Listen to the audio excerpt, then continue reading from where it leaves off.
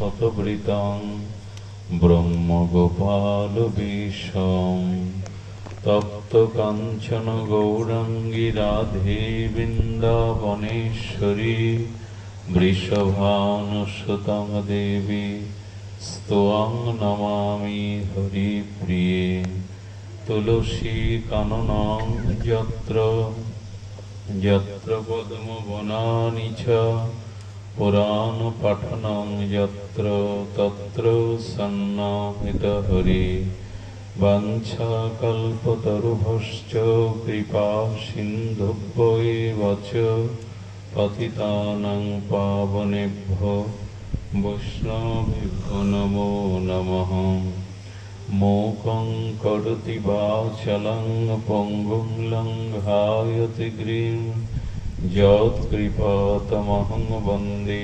परमानन्दमाधवं नारायणं नमस्कृत्य नरं चैव नरोत्तमं देवीं सरस्वतीं व्यासं ततो जयमुदीरयेत्।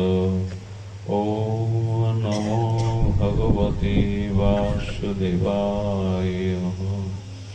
जय रूप सनातन भट्ट रघुनाथ श्रीजीव गोपाल भट्ट दास रघुनाथ এই ছয় গোস্বামীর করি চরণ বন্ধন যাহা হইতে বিঘ্ন নাশ অভীষ্ট পুরাণ দুর্গমী প্রতিমেন্ধস্য স্খলদপাদগতির্মুহ সকৃপা যষ্টিদানেন সন্তৌ সন্ত বলম বনম। হরে কৃষ্ণ কৃষ্ণ কৃষ্ণ হরে হরে হরে রাম রাম রাম হরে হরে। শ্রী গুরু প্রেমানন্দে।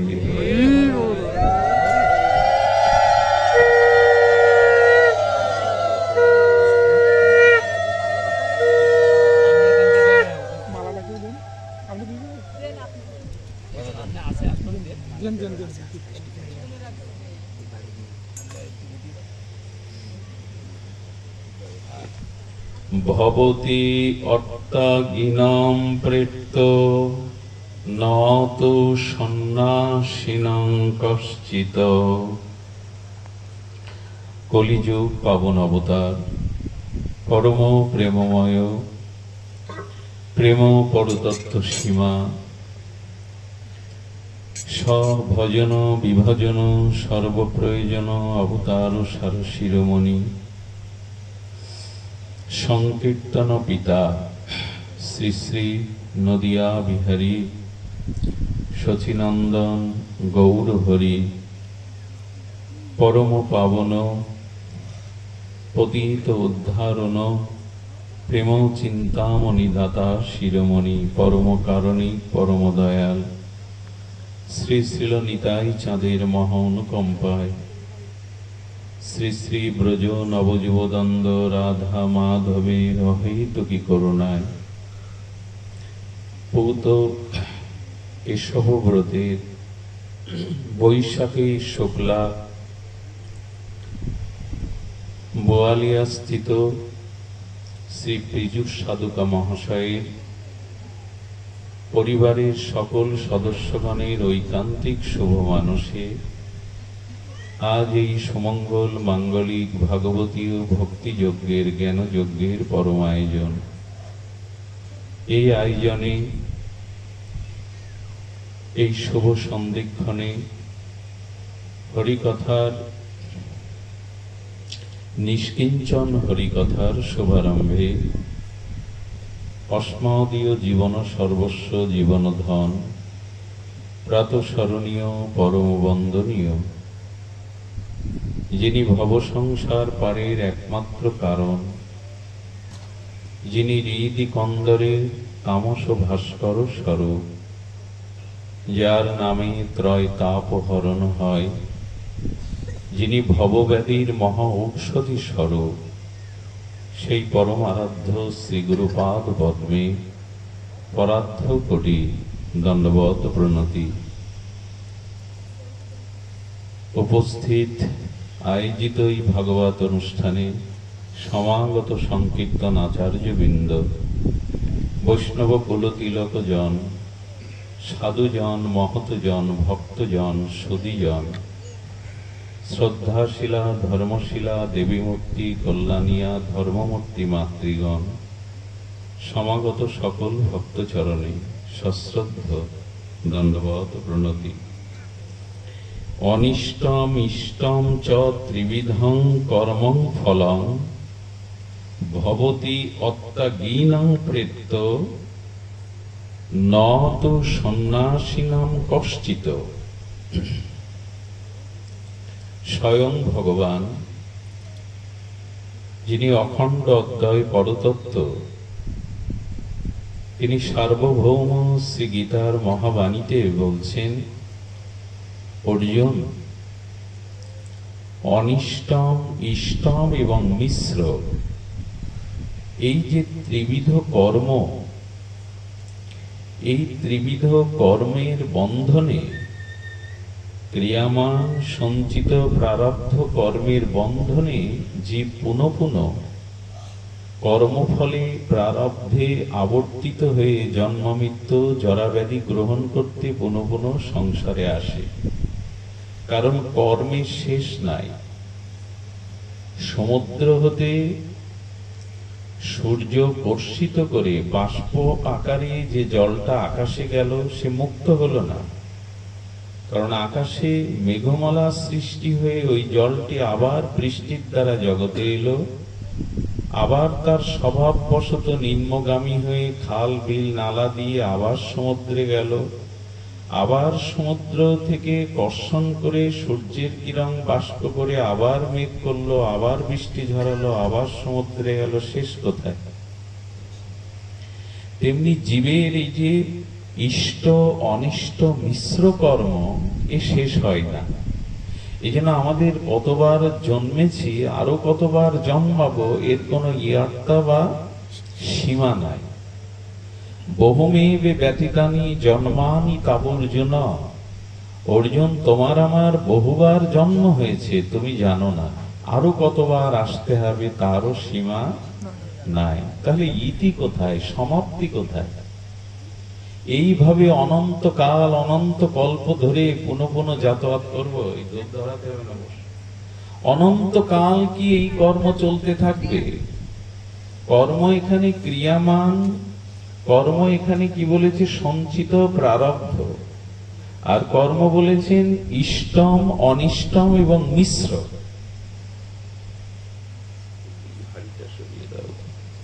ইষ্টকর্ম মানে পূর্ণ কর্ম, সৎকর্ম।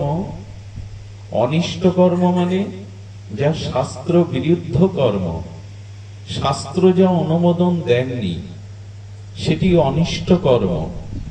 আর পূর্ণ কর্ম এটি ইষ্ট কর্ম। আর আমাদের জীবনে দুরকমই কর্ম আছে, এর নাম মিশ্র। ভালো কর্ম আছে, মন্দ কর্ম আছে। ভগবান বলছেন ইষ্টম অনিষ্টম মিশ্রম, এই তিন প্রকারের কর্ম। চ ত্রিবিধং কর্ম ফলম, এই তিন রকম কর্মের ফল আমাদেরকে অবশ্যই ভোগবার জন্য পুনঃ পুনঃ গতাগতি করতে হয়। আচ্ছা, এখানে এসে ভুলবশত আপনার গৃহের বা মোটরসাইকেলের চাবিটা এখানে রেখে উঠে গেছেন। যখন আপনি গাড়ির কাছে গেলেন, বাড়ি গেলেন, দেখলেন যে আপনার খুব প্রয়োজনীয় আলমারি বা ঘরের চাবি আপনি এখানে রেখে গেছেন, তখন এখানে আসতে হয় কিনা ওটা নিতে? পুনঃ এখানে আবার আসতে হয়। তো সাধারণ একটা বস্তু, গাড়ির চাবি, ঘরের চাবি রেখে গেলে যদি পুনরায় আবার ওটা নিতে আসতে হয়, এই দেহ ছাড়ার সময় আমি যে কামনা বাসনা নিয়ে চলে গেলাম, ওটা পূরণের জন্য আমাকে আবার আসতে হবে। এই জন্য ভগবান বললেন কর্ম কখনো ফুরাবে না। আর একটা জিনিস বলি, কর্মের দ্বারাও আপনি কখনো ভগবত প্রাপ্তিও করতে পারবেন না। কর্ম করলে পূর্ণ হবে, ধনীর গৃহে জন্মাতে পারবেন, শ্রীমানের গৃহে যেতে পারবেন, ধন সম্পদ প্রতিপত্তি যশ খ্যাতি পেতে পারেন, ভগবান কর্মের দ্বারা পাওয়া যাবে না।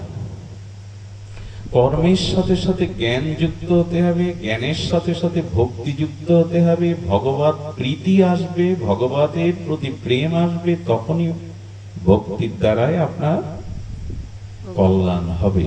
শুধু কর্ম কর্ম করে সারা জীবন কেন, অনন্তকাল ধরে কর্ম ফুরাবে না তো।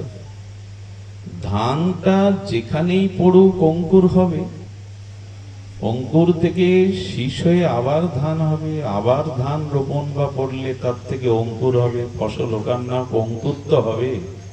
কিন্তু ধানের খোসাটা ফেলে দিলে আর চাউল থেকে অঙ্কুর হবে না। বুদ্ধিমানরা কর্মের কৌশল যারা জেনেছেন, যারা সদ্গুরুদেবের কৃপা নিয়েছেন, তারা জানেন খোসাটা ফেলে দাও, তাহলে ওর থেকে আর অঙ্কুর হবে না। এখন আজকে আমরা জানবো এই ত্রিবিধ কর্মের ফল হতে আমরা কি করে মুক্ত হয়ে ভগবৎ স্বরূপ ধামে, ভগবৎ চরণে ফিরে যেতে পারি। এই প্রসঙ্গে আজকে আলোচনা। তো এখানে ভগবান বললেন ভবতি আত্মাজ্ঞানম, খুব মার্মিক শব্দ। ভবতি আত্মাজ্ঞানম বললেন যে কর্ম করেও তুমি কর্মে আবদ্ধ হবে না। পরম পুরুষ রামকৃষ্ণ শিশু সুলভ অতি সরল ভাবে যে কথাগুলি বলেছেন তা বেদের সার। কথামৃতে তিনি যে কথা অমৃত জগতে দান করেছেন, শিশু সুলভ সহজ সহজ কথার মধ্যে বেদের নিগূঢ় রহস্য তত্ত্ব জগৎকে জানিয়েছেন। নাহলে যার চরণে সে বিবেকানন্দ তৈরি হয়, বিশ্ব জয় করতে পারে। উনি বলেছেন কাঁঠাল খাবি খা, ক্ষতি নেই, একটু তেল হাতে মেখে নে, আটা অত জড়াবে না। বলুন তো কত সহজ করে বুঝতে কারো বাকি থাকে?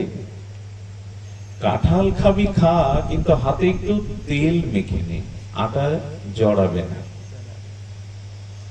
তার মানে উনি বলতে চেয়েছেন কর্ম করেও কর্মের ফল ভোগ আপনাকে ভুগতে হবে না। যদি কর্মফল ত্যাগ করে ভগবানের সমর্পণ করে কোনো কর্ম আপনি করতে পারেন, যে কর্ম করছেন তার ফলের আকাঙ্ক্ষা বা ফলাকাঙ্ক্ষা আপনার নাই, মিটে গেল, আপনি কর্ম থেকে মুক্ত হয়ে গেলেন। না হলে ওই কর্ম মৃত্যুর পরে আবার পুনর্জন্মের কারণ হবে, আবার প্রারব্ধের কারণ হবে। রহস্য কোনটি? খোসা ছাড়ানো কোনটি? তেল মাখা কোনটি? যে না, কর্ম ভগবানেরই। কর্ম পুরুষ এবং প্রকৃতির সংমিশ্রণে হয়। এখানে আমি কারণ না, আমি কর্তা নই। কি করে বোঝাই বলুন তো? পরম পুরুষ যিনি, তিনি সৃষ্টির সমস্ত বীজ। আর সেই পুরুষের যে অষ্টাধা প্রকৃতি, এই জগৎ হলো প্রকৃতি। প্রকৃতি প্রসব করে, প্রকৃতি সৃষ্টি করে। পুরুষ এবং প্রকৃতি এই সংমিশ্রণে আমাদের এই জগৎ। তো ভগবান বিশ্বরূপ প্রকৃতি ধারণ করেন, পালন করেন, অঙ্কুরিত করেন, প্রসব করেন, সবকিছু প্রকৃতি করেন। এখানে আমিত্ব বলতে আমি বলে কারো ভূমিকা নাই। এই জন্য যে কোনো কর্মের অগ্রে আমরা যে সেই কর্মের ফলাকাঙ্ক্ষা করি এবং কর্ম আমি করেছি এই অভিমান করি, এটাই বন্ধনের কারণ। একথা জানা নেই কার, সকলের জানা আছে, কিন্তু উপলব্ধি আসেনি।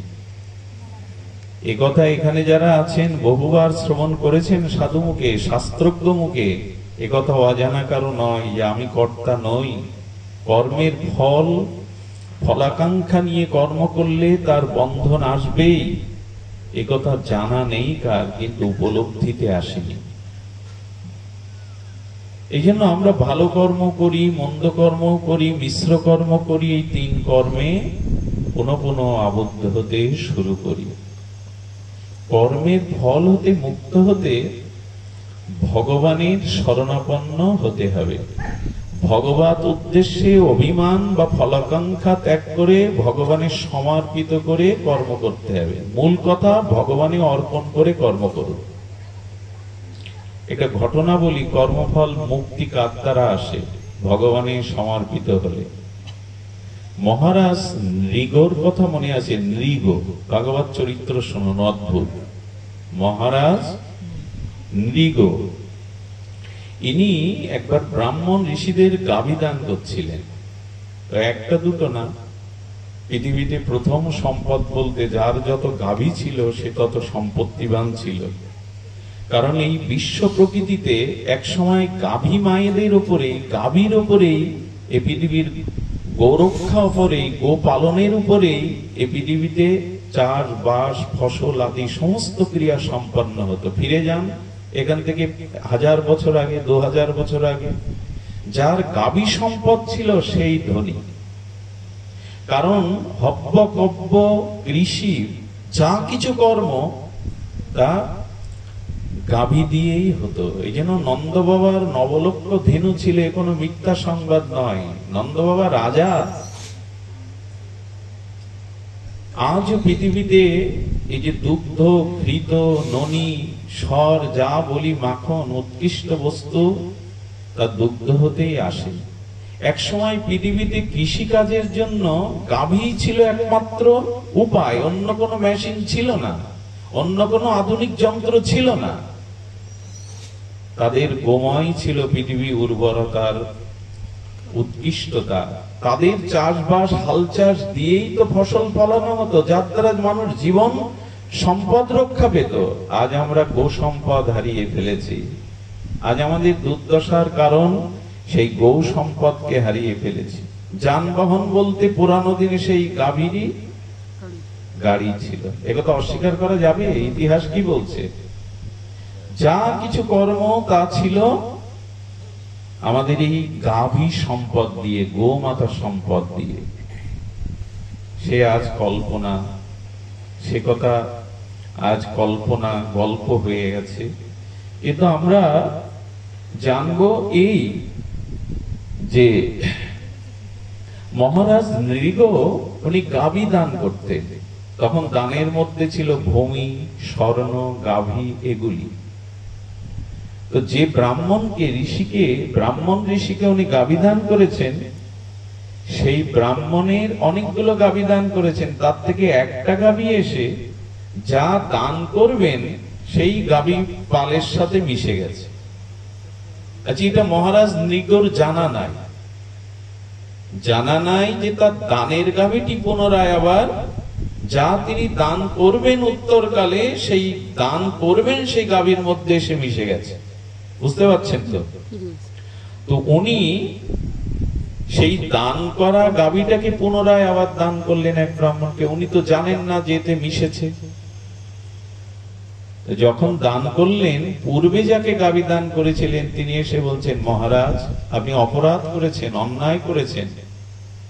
আমাকে দেওয়া দানের গাভীটি আপনি পুনরায় আবার অন্য ব্রাহ্মণকে দান করেছেন, এতে আপনার অপরাধ হয়েছে। হাত জোড় করে মহারাজ নৃগ বলছেন, আমার দোষ নাই, হে মহাত্মা, হে ভূদেব, হে ঋষিবর, ক্ষমা করে দিন। আমি জানি না যে দানের গাভীটাই দান করা গাভীর মধ্যে এসে মিশেছে। বলেন তাহলে আপনার ক্ষমা হতে পারে, দান করা গাভীকে আবার আমায় দিন।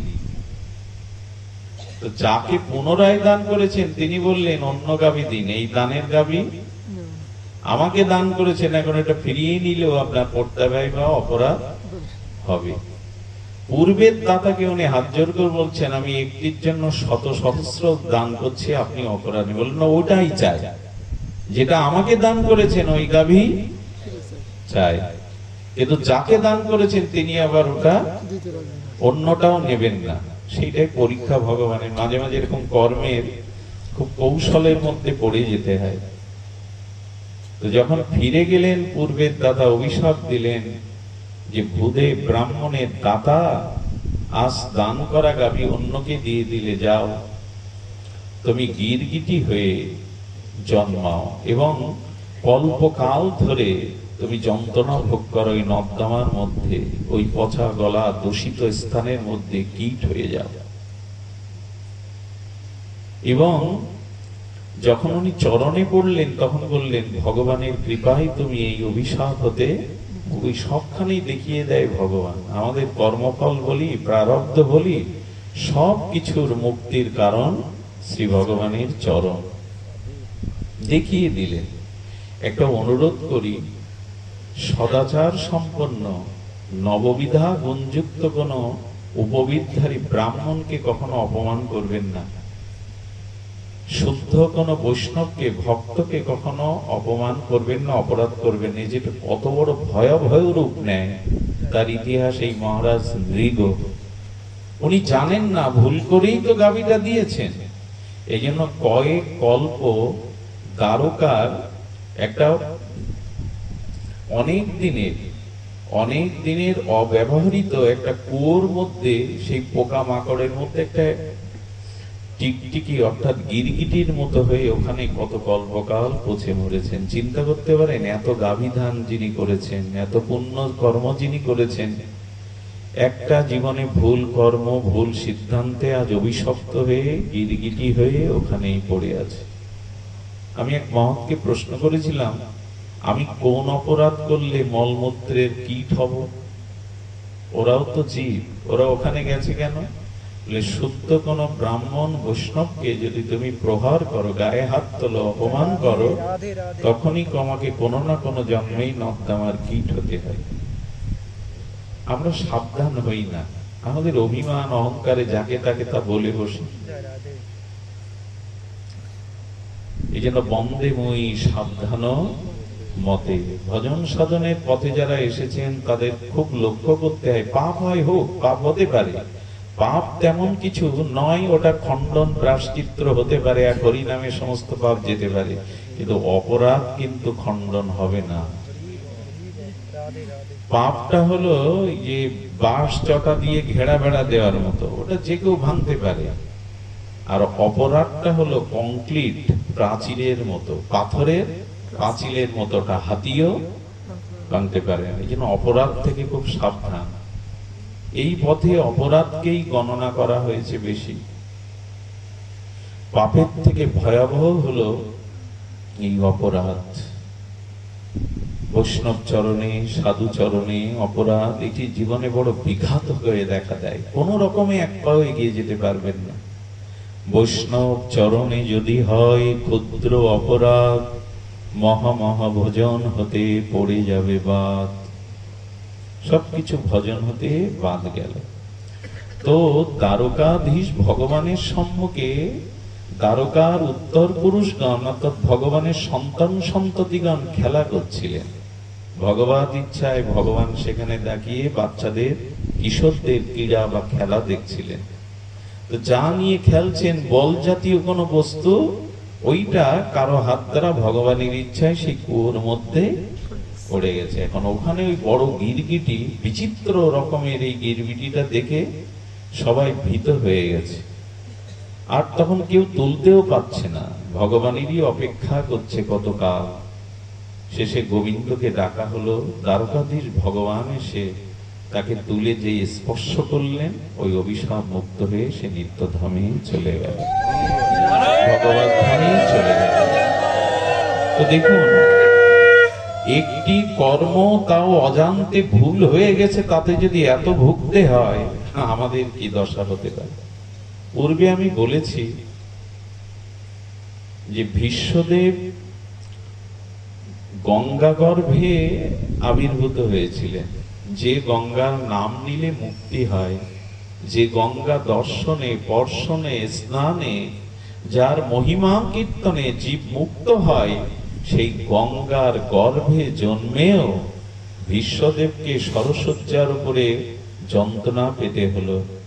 কারণ গঙ্গা দর্শনে পাপ মুক্ত হয়, আর সেই গঙ্গার গর্ভে জন্ম নিয়েও ভীষ্মের যন্ত্রণা পেতে হলো। তার কারণেই ভীষ্মদেব জীবনে কখনো পাপ করেননি, কিন্তু দ্রৌপদীর বস্ত্র হরণে একজন সতীর অপমানটা সহ্য করেছিলেন। এই পাপে তাকে গঙ্গার পুত্র হয়েও মাপ হয়নি, তা আমার আপনার কি হবে? যে গঙ্গার নাম নিলে, যে গঙ্গা দর্শন স্পর্শন বন্দনা করলে জীব মুক্ত হয়, পাপ হতে শুধু মুক্ত হয় না, ভববন্ধন মুক্ত হয়, গঙ্গার এমন মহিমা কীর্তন করেছেন শতমুখে। যে গঙ্গাকে ভগবান শঙ্কর মস্তকে ধারণ করেন, সেই গঙ্গার গর্ভে জন্মেও নিজের কর্মফল এড়াতে পারলেন না, তো আপনার আমার কি হবে? এই জন্য আমরা শান্তি চাই, মঙ্গল চাই, পরকালে কল্যাণ চাই। এর মূলে আছে কর্মটা ভগবানে অর্পণ করে করা। দুটো জিনিস যদি লক্ষ্য করতে পারেন, প্রতিটা কর্মই ভজন হয়ে যাবে, প্রতিটা কর্মই যোগ্য হয়ে যাবে, প্রতিটা কর্মই আপনার কল্যাণের কারণ হবে। সেটি একটি কর্মটা ভগবানের সমর্পণ করে করুন, কর্মটা ভগবানের সমর্পণ করে করুন। আর কর্মর সময় লক্ষ্য রাখুন এই কর্মের দ্বারা যাতে অন্যের হিত হয়, কোনো অহিত না হয়। এই দুটো মেনে যদি কর্ম করতে পারেন, আপনি পার হয়ে গেলেন, এরিয়া পার হয়ে গেলেন। আর আপনাকে এই জন্ম মৃত্যু এরিয়ায় আসতে হবে না। কর্মটা ভগবানের সমর্পণ করুন, আর ওই কর্মের দ্বারা অন্যের যাতে হিত হয়, অকল্যাণ না হয়, এই চিন্তা করে কর্ম করুন। করি কজন, শুনি তো, বলি তো, করি কজন। অন্যের মঙ্গল চাই বা কি করে? অন্যের মঙ্গল আমরা চাইছি না। মানুষ বর্তমান সময় পথ হারা হয়ে গেছে। 10,000 টাকার একটা প্যান্ট পরলে লোক আমার দিকে, একটা যুবক ছেলে মনে করে 10,000 টাকা দামে একটা প্যান্ট পরলে না সবাই আমার দিকে তাকাবে, মেলায় গেলে, পূজায় গেলে। আবার সে প্যান্টটা হতে হবে ছেঁড়া, ওই যে জিন্স প্যান্ট পরা। আচ্ছা, ও 10,000 টাকার প্যান্ট, ছেঁড়া প্যান্ট পরেছে আধুনিক সাজতে গিয়ে, আর আমি কাঁচা মেরে ধুতি পরে ওর পাশে দাঁড়াবো। 100 জনের মধ্যে 80 জন আমার দিকেই তাকাবে, ওর দিকে 20 জন তাকাবে না। আধুনিক সাজতে চাচ্ছ কিসের তুমি? লোকের দৃষ্টি আকর্ষণ করার জন্য তো দামি পোশাক করছো। এটা আমি ধুতি পরে তিলক নিয়ে ওর পাশে দাঁড়াবো, 80 জন লোক আমার দিকেই তাকাবে। আমরা খামাকা বদলাতে চেষ্টা করছি নিজেদের। একজন ধুতি পরে দেখবেন যাবে, তার দিকেই দৃষ্টি যায়। আশ্চর্য হতে হয়। ভগবানের চরণামৃত প্রতিদিন পান করলে কি হয়? অকাল মৃত্যু দূর হয়, সর্বপাপ দূর হয়, ভগবানের কৃপা হয়। বলুন তো কজন আমরা প্রতিদিন চরণামৃত পান করি? কিন্তু এর মধ্যে 60% লোক আছে প্রতিদিন চা পান করি। কোথায় পৌঁছেছি দেখেছেন আমরা? এটা কে বলছে জানেন? কবির, সন্ত কবির বলে, যুগ বড় ভয়ানক। যেখানে চরণামৃত পানের কথা বলা আছে, প্রতিদিন ঠাকুরকে দিতে হয় না আসমনীয় জল, দিতে হয় না তুলসীর উপরে? শ্রী গৌরাঙ্গই নম, শ্রী নিত্যানন্দ চন্দ্রায় নম, ওইকে অভিষেক করলেন, ওই চরণামৃত নিতে হয়। এতে অকাল মৃত্যু দূর হয়, পাপও। চা খেতে নেশা আছে, চা খেতে ভুল হয় না, অথচ চরণামৃত কজন পান করেছে না? এখন আমরা আমাদের মঙ্গল কোথায় চাইছি? কর্ম আমরা করছি কোথায়? সব কিছু ঝড়ের মতো ওলট পালট হয়ে গেছে। কি দুর্ভাগ্য আমাদের! উৎকৃষ্ট গাভীর দুধ বেচে পচা মাছ নিয়ে বাড়ি যায়, এই আমাদের ব্রেন।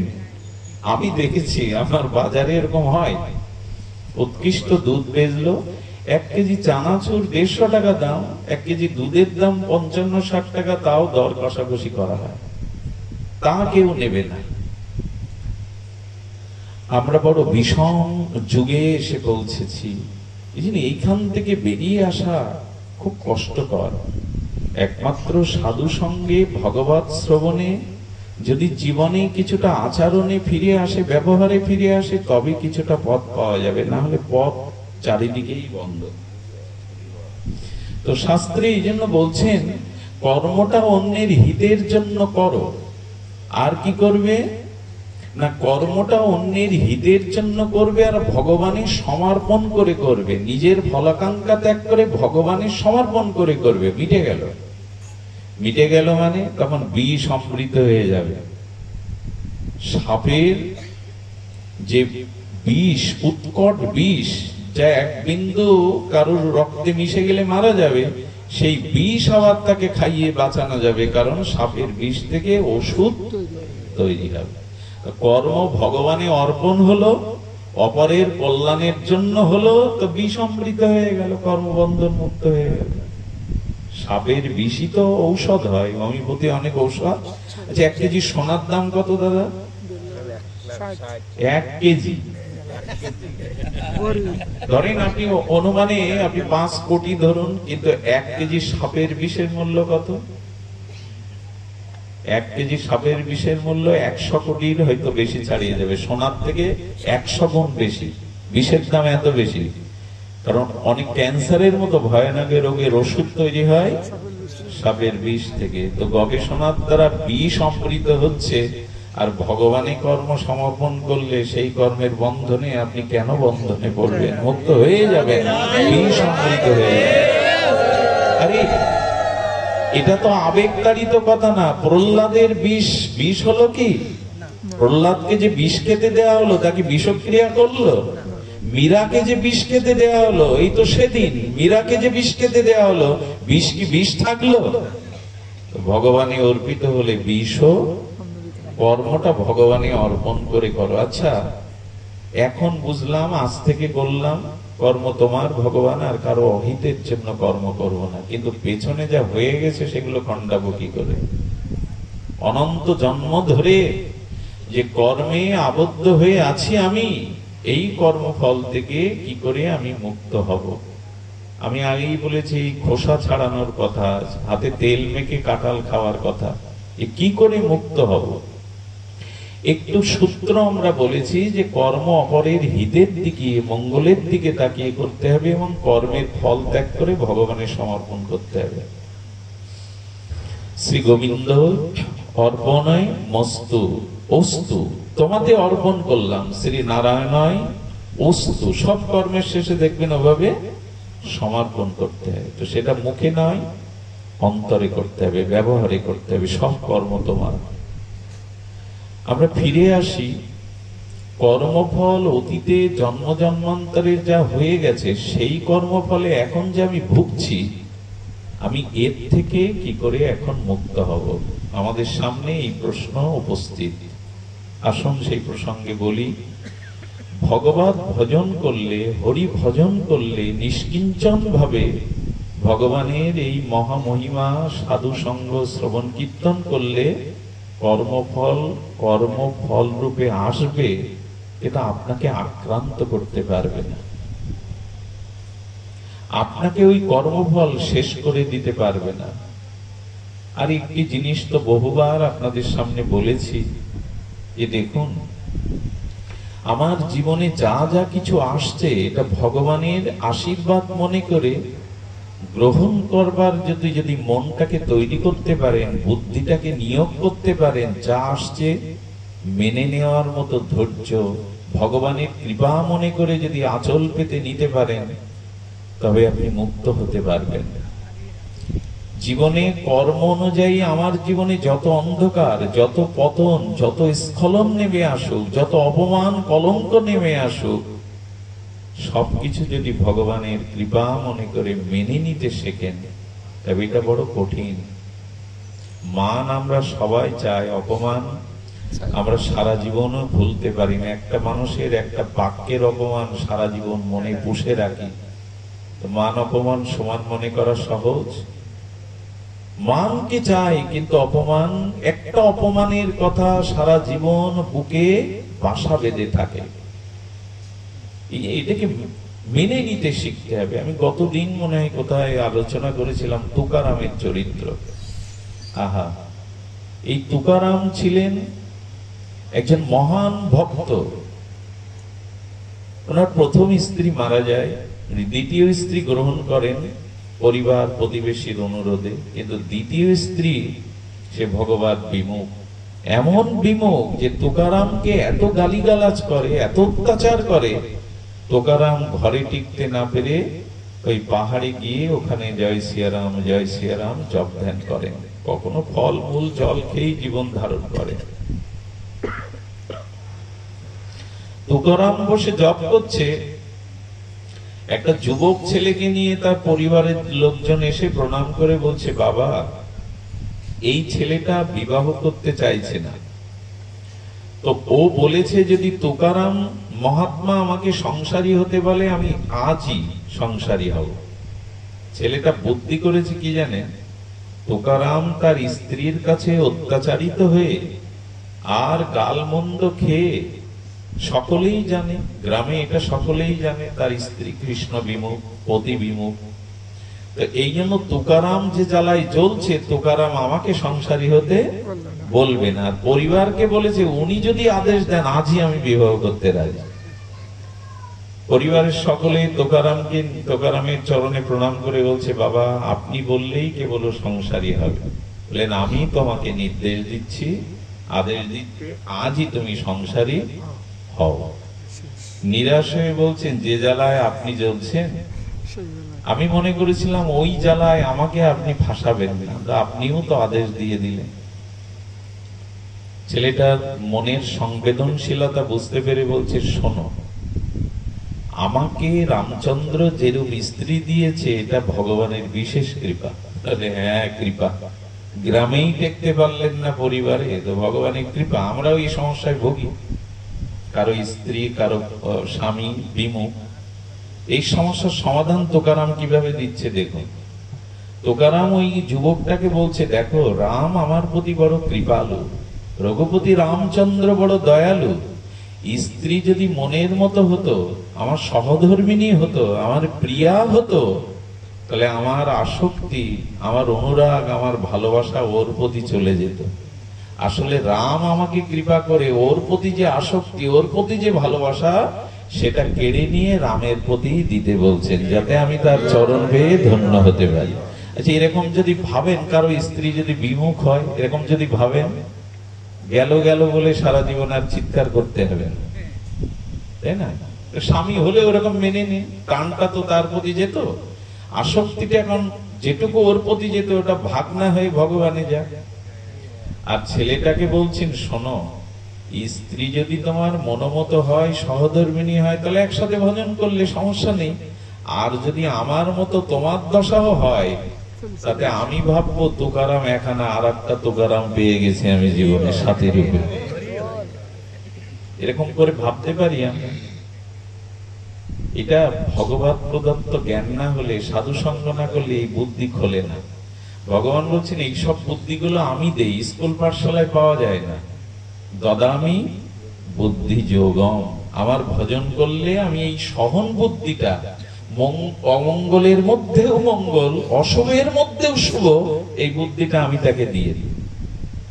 আমি আপনাদের প্রমাণ দিতে পারি, এর মধ্যে যারা ভাগবত শোনেন, সদ্গুরু চরণাশ্রয় করেছেন, আপনি বলুন 5 বছর আগে আপনার যে মনোভাব সংসারের প্রতি ছিল, বিপদে আপদে তিক্ততায়, 5 বছর আগে আপনি যতটা অসহিষ্ণু ছিলেন এইসব ঘটনায়, এখন 16 আনার 1 আনা গুনলেও আপনাদের কমেছে।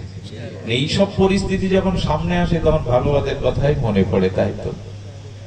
আমি 16 আনার 1 আনা অন্তত পালন করি, এটা আপনারা করেন, একেবারে বৃথা যায় না শ্রবণ, তাই না?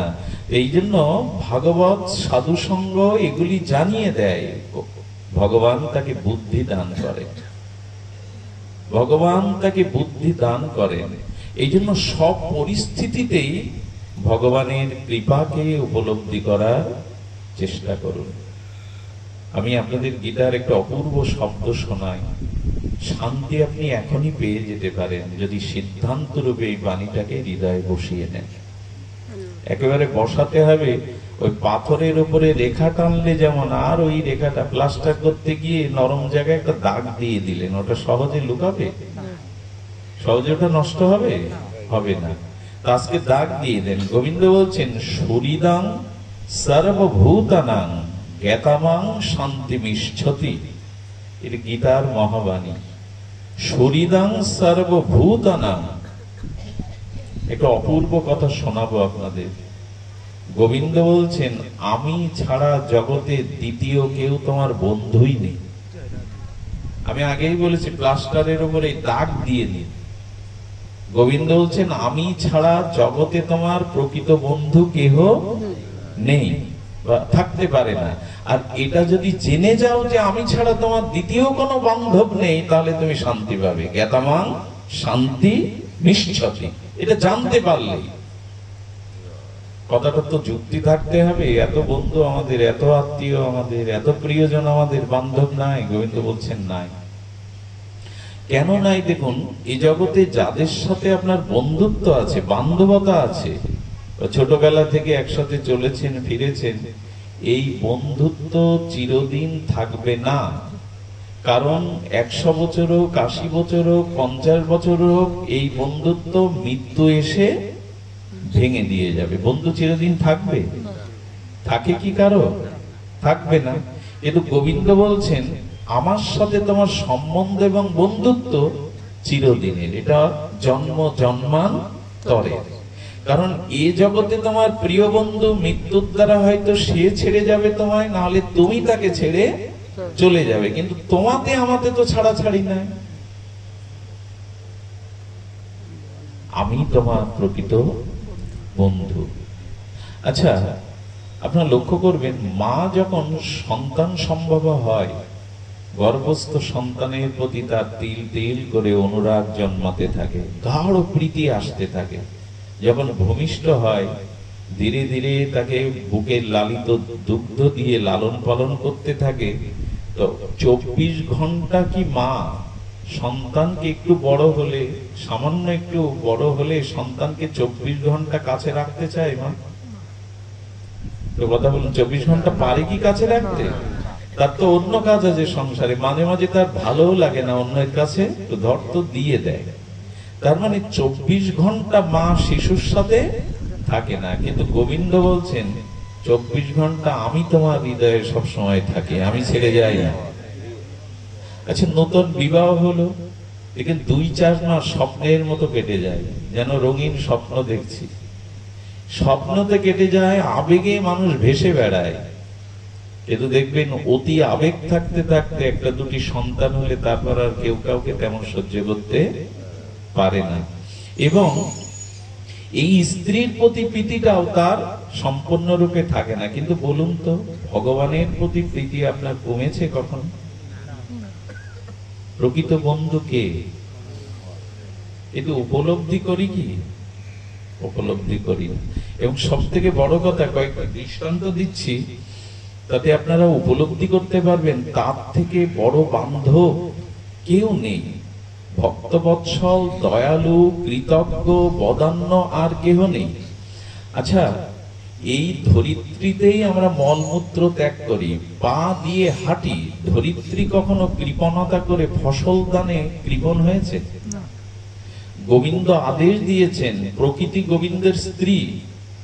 ভূত, আমাদের এই পৃথিবী, বসুন্ধরা গোবিন্দের দুজন স্ত্রী, শ্রীদেবী আর ভূদেবী। ইনি হলেন গোবিন্দের ভূদেবী। ভূদেবীকে আদেশ দিয়েছেন, পৃথিবীতে যত মানুষ আছে তুমি তাদের শস্য শ্যামলা হয়ে তাদের খাদ্য দান করবে। যে মাটিতে মলমূত্র ত্যাগ করি, পা দিয়ে যে মাটিতে হাঁটি, সেই মাটি আমাদের ধারণ করে আমাদের অন্ন যোগাচ্ছেন, ফসল যোগাচ্ছেন।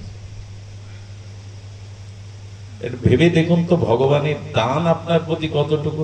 আচ্ছা, খাদ্যটা আপনি খেলেন, আহার করার পরে একটু অলসতা নিদ্রা আসে কিনা? ছোট ছোট কথা কিন্তু অনেক মর্মস্পর্শী।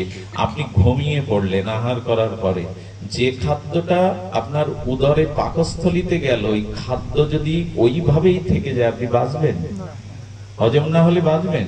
তো ধ্যান দিয়ে শুনুন, আমরা যা সিদ্ধ করে পাই ওটা আবার পাকস্থলিতে গিয়ে সিদ্ধ হয়। সিদ্ধ না হয়ে যদি যা খেলাম ওইভাবে থেকে যায়, আপনি বাঁচবেন? ওইখানে সিদ্ধটা কে করে? ওখানে হজমটা কে করায়? গোবিন্দ গীতাতে বলেছেন, তোমার জঠরগ্নির মধ্যে আমি বৈষ্ণর রূপে ওই খাদ্য হজম করায়। এবার বন্ধুত্ব দেখুন, কে প্রকৃত বন্ধু আপনার?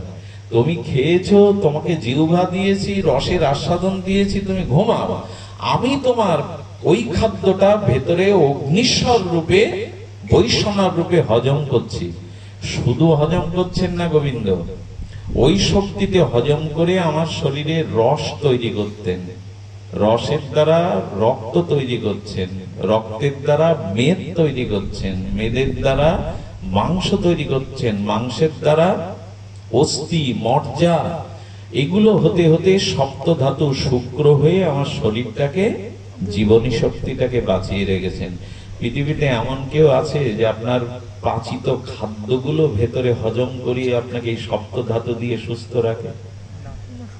একবার ভেবে দেখুন তো ভগবানের বন্ধুত্বটা কতখানি আপনার জন্য।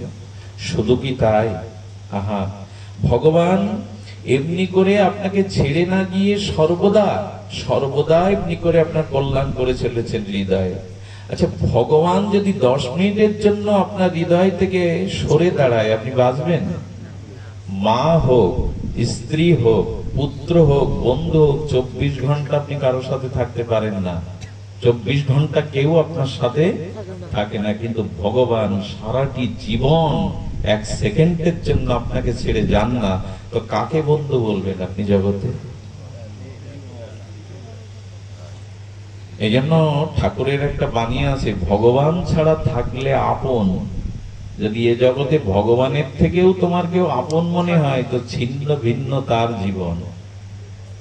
যদি ভগবানের থেকেও বড় কোনো বন্ধু এ জগতে খুঁজে পাও, তুমি ছাড়া চলবে না, তুমি আমার সব, এ যদি এই বলি আওড়ান, তাহলে আপনি গেলেন, ছিন্ন ভিন্ন হয়ে যাবেন। ভগবানের থেকেও যদি কেউ আপন সংসারে থাকে, তার জীবন ছিন্ন ভিন্ন হতে বাধ্য হচ্ছেও তাই। চারিদিকে তাকিয়ে দেখুন, বলার কথা না, চারিদিকে দৃষ্টি রাখুন, দেখতে পাবেন। এই জন্য ভগবান আমাকে ছেড়ে যায় না। আমি বহুবার শুধিয়েছি এ কথা।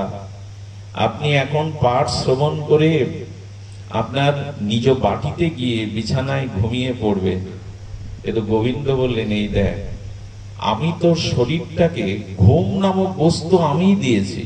ইয়া দেবী সর্বভূতে নিদ্রা রূপেণ সংস্থিতা। ঘুম কিনতে পাওয়া যায়? ঘুম কিনতে পাওয়া যায় কি? কিনতে পাওয়া যায় না। ঘুমের বড়ি খেয়েও তো আপনি অসুস্থ হয়ে মরে যাবেন, বেশি দিন বাঁচবেন না, খেলে অসুস্থ হয়ে যাবেন। কিন্তু আমাদের ঘুম চোখে কে দেয়? ভগবান বললেন, সারাদিন পরিশ্রম করেছো, তুমি ঘুমাও, কিন্তু আমি তোমার হৃদয়ে জেগে তোমার শরীরটাকে পাহারা দিচ্ছি। এরকম বন্ধু দেখান না। হাসপাতালে আপনি ভর্তি হলে মা 3-4 রাত্রি থাকে, তারপর একদিন বলে, আমি একটু বাড়ি থেকে আসি, শরীর ভালো লাগছে না। 3 রাত্রি 4 রাত্রি মা কিন্তু অখণ্ড অনিদ্রায় থাকতে পারে, সেও ঝিমাবে। স্ত্রী তো 2 দিনের বেশি থাকতে পারে না, চলে আসে, বা 5 দিন থাকলো। বন্ধু ফল নিয়ে গিয়ে একটু সৌজন্য করতে যায়, বন্ধু চিন্তা করিস না, আমরা আছি, ফলটা দিয়েই কেটে পড়তে পারলে বাঁচে। কিন্তু গোবিন্দ বললেন, আমি তোমাকে ঘুম পাড়িয়ে তোমার চোখে নিদ্রা রূপে ঘুম এনে দিয়ে আমি তোমার হৃদয়ে পাহারাদার হয়ে জেগে থাকি সারা রাত। কারণ আমি ঘুমালে তোমার ঘুমার কোনোদিন ভাঙবে না। ভগবান যদি ঘুমিয়ে পড়ে আর আপনি জাগবেন না, কে বন্ধু আপনার? কে আপন আপনার? এটাকেই শাস্ত্র বারবার বোঝাতে চেষ্টা করেছেন। ভগবান ছাড়া তোমার আপনজন কেউ নাই, তোমার শরীরজন আর কেহ নাই। এই বিশ্বাসটা আনো যে তিনি তোমার। শুধু কি তাই? আচ্ছা, ওই যে নির্গ রাজা অভিশপ্ত হয়ে গিরগিটি হয়ে কল্পকাল ওই যে ওর মধ্যে থাকলেন, কুয়োর মধ্যে থাকলেন। আচ্ছা, আমি যদি মহৎ অপরাধে করে মলমূত্রের কীট হয়ে জন্মাই, সবাই ছেড়ে গেছে আমাকে, কিন্তু ভগবান কি ছেড়ে গেছেন আমায়? কীটমিকিটের মধ্যে প্রাণীটা তো জীবন্ত, ওর মধ্যে যে আত্মাটা, ওটা কে? ভগবান। তুমি কেন আমাকে ছাড়োনি? আমি আমার অপরাধে মলমূত্রের কীট হয়েছি, তুমি কেন আমার হৃদয়ে আত্মা রূপে আছো? তুমি কেন ছেড়ে যাওনি? মলমূত্রের মধ্যেও, এই প্রাণীর হীন প্রাণীর মধ্যে, এই কীটের মধ্যে তুমি কেন আছে? গোবিন্দ তখন বললেন, ওই যে বলেছি গীতাতে, সরিদাং সর্বভূতানাং, আমি তোমার বন্ধু, এই জন্য ছেড়ে যাইনি। অপরাধে পাপে যদি আমি শুকর কুকুরেও জন্মাই, হিংস্র জীব জন্তুতেও জন্মায়, যদি মলমূত্রের কীট হয়ে জন্মায়, ভগবান আত্মারূপে আপনাকে ধরে রেখেছেন। অধিষ্ঠান না থাকলে কোনো জীব বাঁচে না, আত্মা চলে গেলে কোনো প্রাণী বেঁচে। বাঁচিয়ে রেখেছেন কেন ভগবান? বললেন, আমি তোমায় ত্যাগ করতে পারি না, তুমি যে আমার মামই বাংশ। ঘুম যেন না পায় সামনে কারো, কষ্ট হলেও শুনুন। গরম, আরো বেশি গরম কর্মফলের গরম। এখন যদি বলেন গরমে ঘুম আসছে, সারাদিন পরিশ্রম করা, কর্মফলের গরম আরো বেশি। ওর থেকে মুক্ত হওয়ার কথাই বলছেন গীতা, যেন ঘুমায়েন না, শুনুন। সেটা ভগবান বলছেন আমি ত্যাগ করতে পারি না, আমি ত্যাগ করলে তোমার গতি কে করবে? এই জন্য মলমূত্রের কীটের মধ্যেও আত্মারূপে আছি কেন জানো? এইভাবে 84 লক্ষ জনই আবার তোমাকে আমি জন্ম বারবার আসবে, আমি তোমার মধ্যে থাকবো, এইভাবে ধীরে ধীরে আবার তোমাকে মানুষ করব, গুরুরূপে দীক্ষা দেব, সাধুরূপে জ্ঞান দেব, শাস্ত্ররূপে তোমার বিবেক দেব, আর এমনি করে কর্মফল ভুগিয়ে ভুগিয়ে যতদিন আমার স্বরূপ নিত্যধামে তোমায় নিয়ে যেতে পারবো, ততদিন আমি তোমায় ছাড়বো না, তুমি ছাড়লেও আমি তোমাকে ছাড়বো না। এখন দেখান ভগবানের থেকে বড় বন্ধু আর কে আছে? পুতনা যখন গোবিন্দকে কোলে নিল বিষ খাইয়ে মারতে যাবে বলে, তখন পুতনাকে দেখে গোবিন্দ চোখ বন্ধ করেছে। কেন জানেন? পুতনা, তুমি কত শিশু হত্যাকারিণী, শিশুর রক্ত পান করেছে, তুমি মহাপাপীয়সী, তাই তোমার অতীত কর্ম যদি আমি দেখি তাহলে তোমাকে কৃপা করতে পারবো না। অপিচেত সুদরাচার মাম অনন্য ভাগ সাধুরেব সামন্তব্যং সম্যক ব্যবস্থিত হি। তুমি যদি অনন্ত জন্মের এই জগতের শ্রেষ্ঠ পাপীও হও, আমার কাছে এসো, আমি তোমার পেছনের পাপ কর্ম না দেখে তোমাকে কোলে তুলে নেব, তোমাকে আমি প্রেম ভক্তি দান করব, সাধু করে দেব। একবার আমার কাছে এসো, আমার কাছে এসো, আমি তোমায় শান্তি দেব। কিন্তু বিশ্বাস জন্মালো না। আচ্ছা, কোর্টে যদি আপনার নামে কোনো মিথ্যা কেস যায়, যে কোর্টে যে জজের কাছে কেসটা গেছে সে আপনার আত্মীয়, জজ আপনাকে এই কেসের বিষয় জেনে বলছেন আপনি চিন্তা করেন না, আগামীকাল কোর্টে হাজির হন, আমি সব জানি, আমি এটা রিলিজ দিয়ে দেবো, রাত্রে আর চিন্তা হবে আপনার? আচ্ছা, মিথ্যা কেস সম্পর্কে জেলার দায়িত্বপ্রাপ্ত মন্ত্রী যদি বলে আমি জিনিসটা জেনেছি, কাল কোর্টে যান, আমি জজকে বলে দিয়েছি, আপনার চিন্তার কারণ আর চিন্তা হবে আপনার? কিন্তু ভগবান বললেন যে আমার চরণে শরণাগতিতে আশ্রয় নিলে আমি তোমার সমস্ত পাপ থেকে মুক্তি দিয়ে আমার করবে। এই কথায় বিশ্বাস আসেনি। জজের কথায় নিশ্চিন্ত হতে পারি, মন্ত্রীর কথায় নিশ্চিন্ত হতে পারি, হবে কিনা জানি না, কোর্টে আবার উল্টেও যেতে পারে মত। কিন্তু ভগবান বলছেন আমার শরণে এসো, আমার ভজনে এসো, সমস্ত পাপ হতে আমি তোমায় মুক্ত করব। সে কথার বিশ্বাস আসেনি। বিশ্বাস নেই বলেই তো আজ এই দুর্দশা, এই যম যাতনায় জ্বলছি, পুনঃ পুনঃ জন্ম মৃত্যু চক্রে ভুগছি। আমি আগেও বলেছি কিছু কথা বারবার বলতে হয়, বারবার শুনতে হয়, তাতে রুচির অভাব হয় না। আচ্ছা, আমরা যখন ক্ষৌর কর্ম করতে যাই, চুল দাড়ি কাটাতে যাই, তখন এই ধারালো ক্ষৌর তো আমার গলায় ধরে, নরসুন্দর ধরে না, তখন ওকে বিশ্বাস করেন তো যে ও ছুরি বসিয়ে দেবে না গলায় ব্লেড? এই বিশ্বাস করেন বলেই তো টাকা দিয়ে ওর কাছে গেছেন। এই বিশ্বাস আছে ও ধারালো আমার গলায় ব্লেড বসিয়ে দেবে না। যে ডাক্তার যখন অটিতে অপারেশনের জন্য ছুরি চালায়, তখন বিশ্বাস করেন তো ডাক্তার আমায় মেরে ফেলবে না? ডাক্তারকে বিশ্বাস করেন তো? ঢাকায় যাবেন, পরিবহনে উঠেছেন, ড্রাইভারকেও বিশ্বাস করেন, কে তার পরিচয় জানা নেই, তবু বিশ্বাস করেন উনি ভালো ড্রাইভিং করে আমাকে ঢাকায় পৌঁছে দেবেন। এ বেলায় বিশ্বাস করেন। হোটেলে খেতে গিয়েও আপনার মনে হয় এই খাদ্যে বিষ নেই, এরা বিষ মিশিয়ে দেয়নি, এদের বিশ্বাস করেন। অথচ ভগবান বলেছেন জ্ঞাতামাং শান্তি মিষ্টতি, আমাকে আপন ভাবো, সে কথায় বিশ্বাস এসছে, আমি তোমায় মুক্ত করব। এতজনকে বিশ্বাস করি বিনা বিচারে, বিনা তর্কে, হোটেলের খাদ্যকে, ডাক্তারের ছুরিকে, হ্যাঁ, পরামানিকের খুরকে, এত কিছু বিনা বিচারে বিচার তর্কে বিশ্বাস করি। অথচ ভগবান গীতায় বলছেন জ্ঞাতামাং শান্তি মিচ্ছতি, আমাকে প্রকৃত বন্ধু জানো, আমি তোমায় শান্তি দেব। সে কথায় তো হবে কি আমাদের? এই জন্য এই কথাগুলি শুধু শোনেন না, এই কথাগুলির মধ্যে নিজের জীবনকে গড়ে তোলার চেয়ে, ভুল যা হয়েছে হয়েছে, অপরাধ পাপ অনন্ত জন্ম হয়েছে হয়েছে, এই তো বৈষ্ণব পদাবলী থেকে এইবার আমায়, আমি জন্ম জন্মের অপরাধী, গাই কিনা ওরা ইনিয়ে বিনিয়ে গায় কি সুন্দর করে সুর করে বারবার, এইবার আমায়, এই কথাটা মনের থেকে গাইতে হবে। হ্যাঁ প্রভু, আমি কর্মফলের আবদ্ধ হয়েছি, অপরাধী, কিন্তু তুমি আমাকে এইবার দয়া করো। এইবার আমি বুঝেছি তুমি ছাড়া কোনো বন্ধু, তুমি ছাড়া প্রকৃত আপনজন কেহ নাই। এ সংসারে যত দিন যাবে, যত সময় গড়াবে, বুঝতে পারবেন এ সংসারে প্রকৃত আপনজন কেহ নাই। সুদামার স্ত্রী সুশীলা 20 বছরে স্বামী একটা কাপড় কিনে দিতে পারেনি, 5 জায়গায় ছেঁড়া কাপড় পরেছেন ঘরের মধ্যে, একবারও স্বামীর দিকে আঙুল তোলেননি। বেটা বিয়ে করে খেতে দিতে পারো না তো ঘরে এনেছো কেন? এখন এটা কেউ মেনে নেবে? একবারও বলেনি স্ত্রী। কারা কারা এই সংসারকে পবিত্র করতে আসে? এরাই।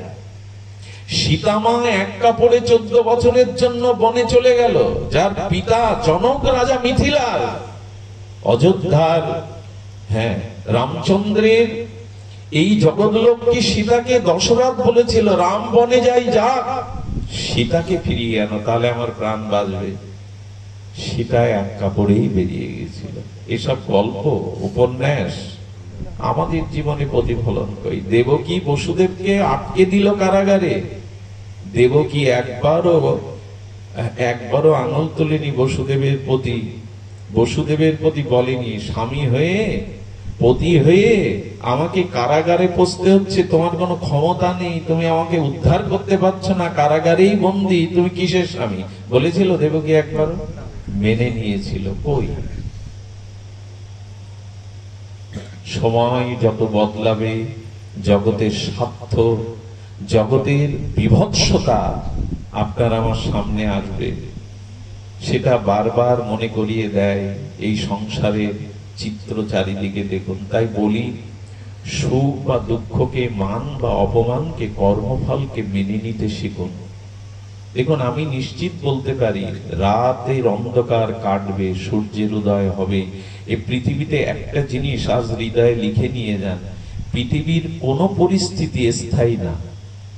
পৃথিবীর কোন পরিস্থিতি স্থায়ী না। রাত কি স্থায়ী?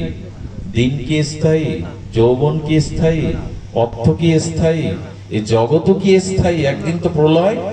এই জগতে কোন পরিস্থিতি স্থায়ী না, পরিবর্তনশীল। এই জন্য সংসারের আর এক নাম সংসার, পরিবর্তনশীল। এখানে শুধু শীত আসবে না, বসন্ত আসবে। এখানে শুধু ভাটা আসবে না, জোয়ারও। এখানে শুধু অমাবস্যা আসবে না, এখানে পূর্ণিমাও। এখানে শুধু দুঃখ আসবে না, সুখও আসবে। আবার সুখ আসলে দুঃখটাও। দুটো পরিস্থিতিকে মেনে নাও না কেন? এই মেনে নেওয়ার জন্য গীতা ভাগবতের বাণী, মেনে নেওয়ার জন্য এত কষ্ট করে এখানে এসেছেন। সব পরিস্থিতি মেনে নিতে শেখো। পোড়া মাছ লাফিয়ে গেল শ্রীবৎস রাজার গ্রহদোষে। আরে বেটা, বনবাসে মাছ পেয়েছে, পুড়িয়ে ধুতে গেছে, সেই পোড়া মাছ সব কিছু সহ্য করেছেন, সব কিছু মেনে নিয়েছেন। এখানে কথাটি কেন বললাম জানেন? স্বামী স্ত্রীর মধ্যে যদি একে অপরের এই মেনে নেওয়ার সহনশীলতা থাকে যে কোনো অবস্থাতেই, তাহলে কিন্তু সেই পুরুষ বা সেই নারী পেরে যায়। আমার বারবার বলতে ইচ্ছা করে এই কথাটুকুই, কোন পুরুষ জগতে উন্নতি, কল্যাণ, মঙ্গল লাভ করেছেন কোন নারীর সহায়তা ছাড়া একদমই তার পক্ষে সম্ভব না। কোন রমণীর ত্যাগ, তিতিক্ষা, সহায়তা ছাড়া আজ পর্যন্ত কোন পুরুষ জগতে বিজয় লাভ, কল্যাণ লাভ, উন্নতি স্তরে যেতে পারেনি। আজকে তার একটি লীলা শুনিয়েই পাঠ বিশ্রাম করব। অপূর্ব লীলা, পুরন্দর দাসের লীলা। আমি ইতিপূর্বে আগে কখনো আস্বাদন করিনি, ভক্তমালে আস্বাদন করছিলাম, অপূর্ব লেগেছে। আপনারা মন দিয়ে শুনুন। ক্লান্তি আসতে পারে, নিদ্রা আসতে পারে, এগুলোকে তাড়িয়ে দিন। আমি বহুবার বলেছি, ভাগবতে 2 জন আসে। যেখানে ভাগবত হয় ওখানে কয়জন আসে? এক রাধারানী আর একজন মায়ারানী। মায়ারানী দেখে এমন সমুদ্র বাতাস বইছে, এমন অষ্টমীর চাঁদ আকাশে, আর এমন একটা নির্মল সাধু সঙ্গে হরিকথাতেও তোমার ঘুম আসছে, অলসতা আসছে, চঞ্চলতা আসছে। ওখানে মায়া এসে তার ঘাড়ে বসে যায় যে তোমার উদ্ধার হতে আমি দেব না। কিন্তু রাধারানী দেখে কে জেগে আছে, কে হৃদয় খুলে হরিকথাকে হৃদয়ে শ্রদ্ধার সহিত নিশ্চয়, রাধারানী তার হৃদয়ে গিয়ে বসে। এখানে মায়ারানীরও দেখা পাবেন, রাধারানীরও দেখাবেন, কি নেবেন এটা আপনার উপরে নির্ভর করছে। দেখুন, ভজনে হরিকথাতে যদি রুচি হয়, দেহের সমস্ত ইন্দ্রিয় ক্রিয়াগুলো রুদ্ধ হয়ে যায়, এমনকি মলমূত্র বেগও নষ্ট হয়ে যায়। এখান থেকে উঠতে চাইবেন না আপনি, দেহা বেশি থাকবে না আপনার। অবশ করে কাটলে যেমন বোঝা যায় না, তো হরিকথাতে যাদের মনো আবেশ আসে তাদের দেহ স্মৃতি থাকে না। ঘুম তো দূরের কথা, তাদের দেহ স্মৃতি থাকে না। আমি নিজে দেখেছি, এই জীবাধন নিজে দেখেছি, 104 গায়ে জ্বর, দাঁড়াতেই পাচ্ছি না, সেখানে হরিকথা 10 মিনিট বলার পর দেখেছি বরফের মতো ঠান্ডা হয়ে গেছে। গলার টনসিল খোলা, কথা বলারও অবকাশ নেই, কিন্তু 2 ঘন্টা কথা বললো একবারও কাশি আসবে না। ভাগবতের কি একবার বাগেরহাটে পাটে ব্যাসপীঠের তলে একটা সাপ, একটা কাকড়া, একটা ব্যাঙ একসাথে জড়িয়ে গ্রন্থের তলে পড়েছিল, চৌকির তলে। অদ্ভুত লেগেছে, তাও 3টে জীবন্ত, মরা না। একবার কলরোয়ার কোথায় ভাগবত পাঠ হচ্ছে, পাঠের মধ্যে কথা চলে এসেছে যে যেখানে হরিকথা হয় দেবতারা পুষ্পবৃষ্টি করে। পূর্ণিমার রাত্রি, চারিদিকে জ্যোৎস্নায়, সাদা জ্যোৎস্না কর্পূরের মতো প্লাবিত, ওই আসরেই 2-3 সেকেন্ড পুষ্পবৃষ্টি হয়ে গেল। একবার বিড়ালের একটা উদাহরণ, ভাগবত নেই, এটা আমার বিষয় না, ভাগবতের বিষয়। আমি কোন ছাড়, পুতুল কি নাচে? পুতুলকে কেউ সুতো দিয়ে হরিকথা, হরি বলা, এটা কোন ব্যক্তির বিশেষের মহিমা না। বিড়ালের একটা উদাহরণ দেয়া হচ্ছে, কথা বলতে গিয়ে ওই 100-200 ভক্তের মধ্যে ধীরে ধীরে হেঁটে বিড়াল পায়ের উপরে এসে বসলো, বিড়ালেরই কথা হচ্ছে তখন। একবার সর্পের কথা হচ্ছে ভাগবতে, পুরো আসরের মধ্যে দিয়ে একটা সাপ এসে ব্যাসপীঠের ওইখানে বসে গেল, দাঁড়িয়ে গেল। এগুলো অলৌকিক লাগে। ভাগবত সাধারণ কোনো জায়গা নয়, যেখানে ভাগবত গোবিন্দ বলেছিলেন উদ্ধবকে, আমি অপ্রকট হচ্ছি তারপরে শেষ ভাগে, কিন্তু আমি সমস্ত কৃপা শক্তি, জ্ঞান শক্তি, ভক্তি নিয়ে ভাগবতে প্রকাশ হব কলিযুগে। তাই ভাগবতের মধ্যেই তোমরা আমাকে পাবে। উদ্ধবকে ভগবান বললেন যে ভাগবত অভিন্ন গোবিন্দ কলেবা, ভাগবত অভিন্ন গোবিন্দ ভাস্কর, যে আলোকে আলোকিত, যে প্রেমে আমরা ধন্য হতে পারি। তাই ভাগবতকে বহু মানন করুন, ভাগবতকে যথাযথ রূপে নিন, জীবন অবশ্যই পরিবর্তন হবে। ভাগবত শুনে কিছু হয়নি একথা কেউ বলতে পারবেন না। শুদ্ধ সাধু সঙ্গে হরি কথায় আমাদের জীবন পরিবর্তনের অন্যতম মার্গ, দিগদর্শন। শুনুন সেই পুরন্দর দাসের কথা। এই পুরন্দর দাস ছিলেন জাতিতে ব্রাহ্মণ, কিন্তু কর্ম ছিল শূদ্রের। জাতিতে ব্রাহ্মণ, কিন্তু অধ্যয়ন, অধ্যাপনা, যজন যাজন এগুলি না করে তিনি এমন একটা কাজ জীবনে বেছে নিয়েছিলেন, যে কাজ পৃথিবীতে সব থেকে ঘৃণিত কাজ। সেই কাজ হলো সুদ খাওয়া। সহজ কথায় কি খাওয়া? সুদ। এটা সব ধর্মেই খুব বড় ঘৃণা করা হয়েছে। ব্যাজ বলে না, হৃদয়টা কি বলে একে, ব্যাজ খাটানো না কি জানো। তো উনি সকালবেলা উঠতেন, গণেশ ঠাকুরের সামনে গিয়ে বললেন আজকে যেন পার্টি আসে, গ্রাহক আসে, এই বলে খাতা কলম নিয়ে বসতেন এবং আলমারি ভর্তি করেছেন সবকিছু। কিন্তু কিছু কিছু মানুষ বংশদোষে কৃপণ হয়। হিন্দিতে কৃপণকে কঞ্জুস বলে। এই কৃপণের কিছু কিছু লীলা আছে, বড় চমৎকারিত লীলা। কৃপণ হয় তো এমন হয় অনেকেই। কৃপণতাটা এমন একটা দোষ, এই দোষ সহজে যায় না। পিতার দোষে সন্তানরা মূর্খ হয়, মায়ের দোষে সন্তানরা কষ্ট পায়, দুঃখ পায়, আর বংশের দোষে মানুষ কৃপণ হয়। কৃপণতা বংশ পরম্পরায় চলে আসে। বৃন্দাবন থেকে এক বাবাজি এসেছেন, ওই গ্রামের সব থেকে বড় কৃপণকে উনি মন্ত্র দিয়েছিলেন। কি ভেবে করুণা হয়েছে ওনার, অহেতুক করুণা। কিন্তু গুরুদেবের কাছে আর যায় না। কেন জানেন? যদি অনুষ্ঠান দিতে বলে, যদি বৈষ্ণব সেবা দিতে বলে, যায় না। এত ধনী কিন্তু এত কঞ্জুস, এত কৃপণ, যায় না। গুরুদেব ব্রজে চলে যাবেন। সদ্গুরুদেব তো ভাবেন দীক্ষা যখন দিলাম ওর তো একটা কল্যাণ কিছু করে যেতে হবে, তোকে ডাকতে পাঠিয়েছে। সর্বনাশ।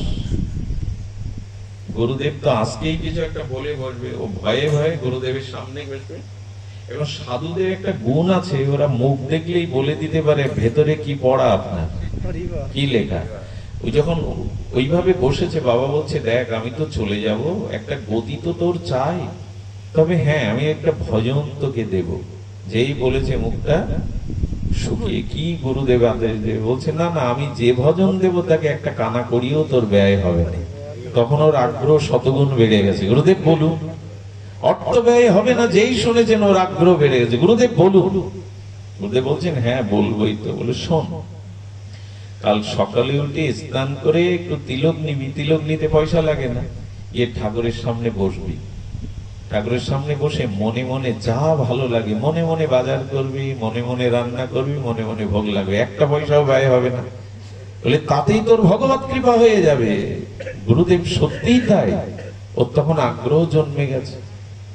সত্যি কথা বলছি, শুনুন, সত্য ঘটনা। ও পরের দিন খুব আগ্রহ নিয়ে চান করে স্নান করে একটু তিলক নিয়ে বসে বসে মনে মনে ক্ষীর রান্না করেছে, মনে মনে। কিন্তু ক্ষীর রান্না করে যখন ক্ষীরটা দিতে যাবে এক বাটি, ওই যে দেখুন কৃপণতা এমন একটা দোষ ওর মধ্যেও ঢুকে গেছে, এক বাটি দেব, অর্ধেক দিলে হতো না? ও অর্ধেকটা কেটে নিতে গেছে মনে মনে। আর ভগবানের হয়ে গেছে ক্রোধ। ভগবান বিগ্রহ থেকে প্রকট হয়ে হাত ধরেছেন, তোর কি এসে যায়, হ্যাঁ মনে মনে দিবি তাতে তোর কি এসে যায়, সম্পূর্ণ কেন দিবি না? এই ভগবান প্রকট হয়ে গেলেন। সব সম্পত্তি উনি ভগবানের নামে দান করে ব্রজের উদ্দেশ্যে। ভগবান দর্শন হলে তার আর বন্ধন থাকে? মাঝে মাঝে কৃপণরাও ভগবানের কৃপা পায়। কৃপণদেরও ভগবান খুব মানে, একবার আমাদের উত্তরপ্রদেশে 12 কিলোমিটার দূরে গঙ্গা, অথচ স্ত্রী প্রতিদিন প্রায় সপ্তাহে 4-5 দিন যায়, স্বামী যায় না। ওই কঞ্জুস, ওই কৃপণ। স্ত্রী বলে 12 কিলোমিটার দূর গঙ্গা তুমি স্নান করতে যাও না? গেলেই তো পান্ডা ধরতে হবে, পুরোহিত ধরে স্নান করতে হয়, ও দক্ষিণা টক্ষিণা আমি দিয়ে গঙ্গা স্নান করতে পারবো না। এত কেন লোক তোমার টাকা? আরে যাও না একদিন। বলে বলে বলে ক্লান্ত হতে হতে একদিন বলছে যাই। গিয়ে যেই গঙ্গার ঘাটে গেছে, দেখো ওই সবাই পুরোহিত নিয়ে স্নান করছেন, অঞ্জলি দিচ্ছেন, 200-500 এই দিকে ফিরে আসছে। ফিরে আসার পরে বলে স্ত্রী এত করে বলে, আচ্ছা ওই একটা শ্মশান ঘাট আছে, ও তো গঙ্গা, ওইখানে স্নান করলে আর পুরোহিতটির ধরা লাগবে না। শ্মশান ঘাটে গিয়ে এদিক ওদিক তাকাচ্ছে কেউ আছে কিনা, এখানে পান্ডা। ভগবানের হাসি পেয়েছে, বেটা 100 টাকার জন্য শ্মশান ঘাটে এসে দেখছে।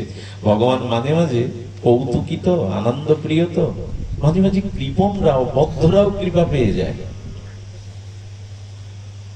ও চারিদিকে তাকিয়ে এখানে এখানে ডুব দিলে আর পান্ডার টাকা দিতে হবে না। যেই ডুব দিয়েছে ভগবান পান্ডার রূপ ধরে ডাঙায় দাঁড়িয়ে, যেই তাকিয়েছে ওর দিকে মুখ শুকিয়ে গেছে, বললো এই ঘাটের দায়িত্ব আমার, দাও 500 দাও। শ্মশান ঘাট, এখানে কেউ বলে হ্যাঁ এই ঘাটের দায়িত্ব আমার, এই ডাক আমার এই ঘাটে। তখন বলছে দেখুন 500 টাকা আমার কাছে নেই, এমনকি 100ও নেই, মিথ্যা বলে যদি পার পাওয়া যায়। আমার গ্রাম তো গ্রাম, একদিন ঘুরতে ঘুরতে চলে আসেন আমার বাড়ি, একটু আতিথেয়তা নিয়ে আপনি দক্ষিণা নিয়ে আসবে বলে আপাতত তো ফাঁকি দেই। বাড়ি এসছে, ভগবান তখন বলছেন আমি তোমায় ছাড়ছি না। শেষ দেখেই ভগবান লীলাময় আনন্দময়। একদিন ব্রাহ্মণ ওই সেই পান্ডার বেশ ধরে গিয়েছে, স্ত্রীকে উঠানে পেয়ে বলছে মা অতিদেবতা ঘরে আছে? তো উনি বলেছেন আছে। বলে দাও যে সেই গঙ্গার ঘাটে পান্ডা এসেছে দক্ষিণা নিতে। স্ত্রীকে বলছে সর্বনাশ, তুমি পান্ডাকে কিছু দিয়ে আসনি গঙ্গা স্নানে? সে তো উঠানে দাঁড়িয়ে। বলো আমি অসুস্থ, আর একদিন আসুক। গোবিন্দ হাসছেন আর বলছেন আমি যারে ধরি তারে তো ছাড়ি না, এড়িয়ে আর কতদিন যাবে। কয়েকদিন পরে আবার গেছে। স্ত্রী বলছে আজ কি বলবো? স্ত্রী সিঁদুরটা একটু হালকা মুছে দিয়ে বলো মারা গেছে, তাহলে চলে যাবে। কি সর্বনাশ কৃপণতা! স্ত্রী গিয়ে একটু কষ্ট পেয়েছেন উনি, আর চোখেও জল এসে গেছে, বাবা আমার সব শেষ, আমার সব চলে গেছে। যখন এইভাবে কাঁদছে আর বলছে, তখন বলছে মা তোর আজকে দুর্দিন, কিন্তু সুদিন আমার। বলে বাবা একথা বলতে পারলেন? বলে কেন বলবো না, ও তো আমার যজমান, যেহেতু আমার ঘাটে ও স্নান করেছে, আমি ওর পুরোহিত যজমান, তো শেষ কাজটাও আমার হাত দ্বারা হবে, এটাই আমার সৌভাগ্য।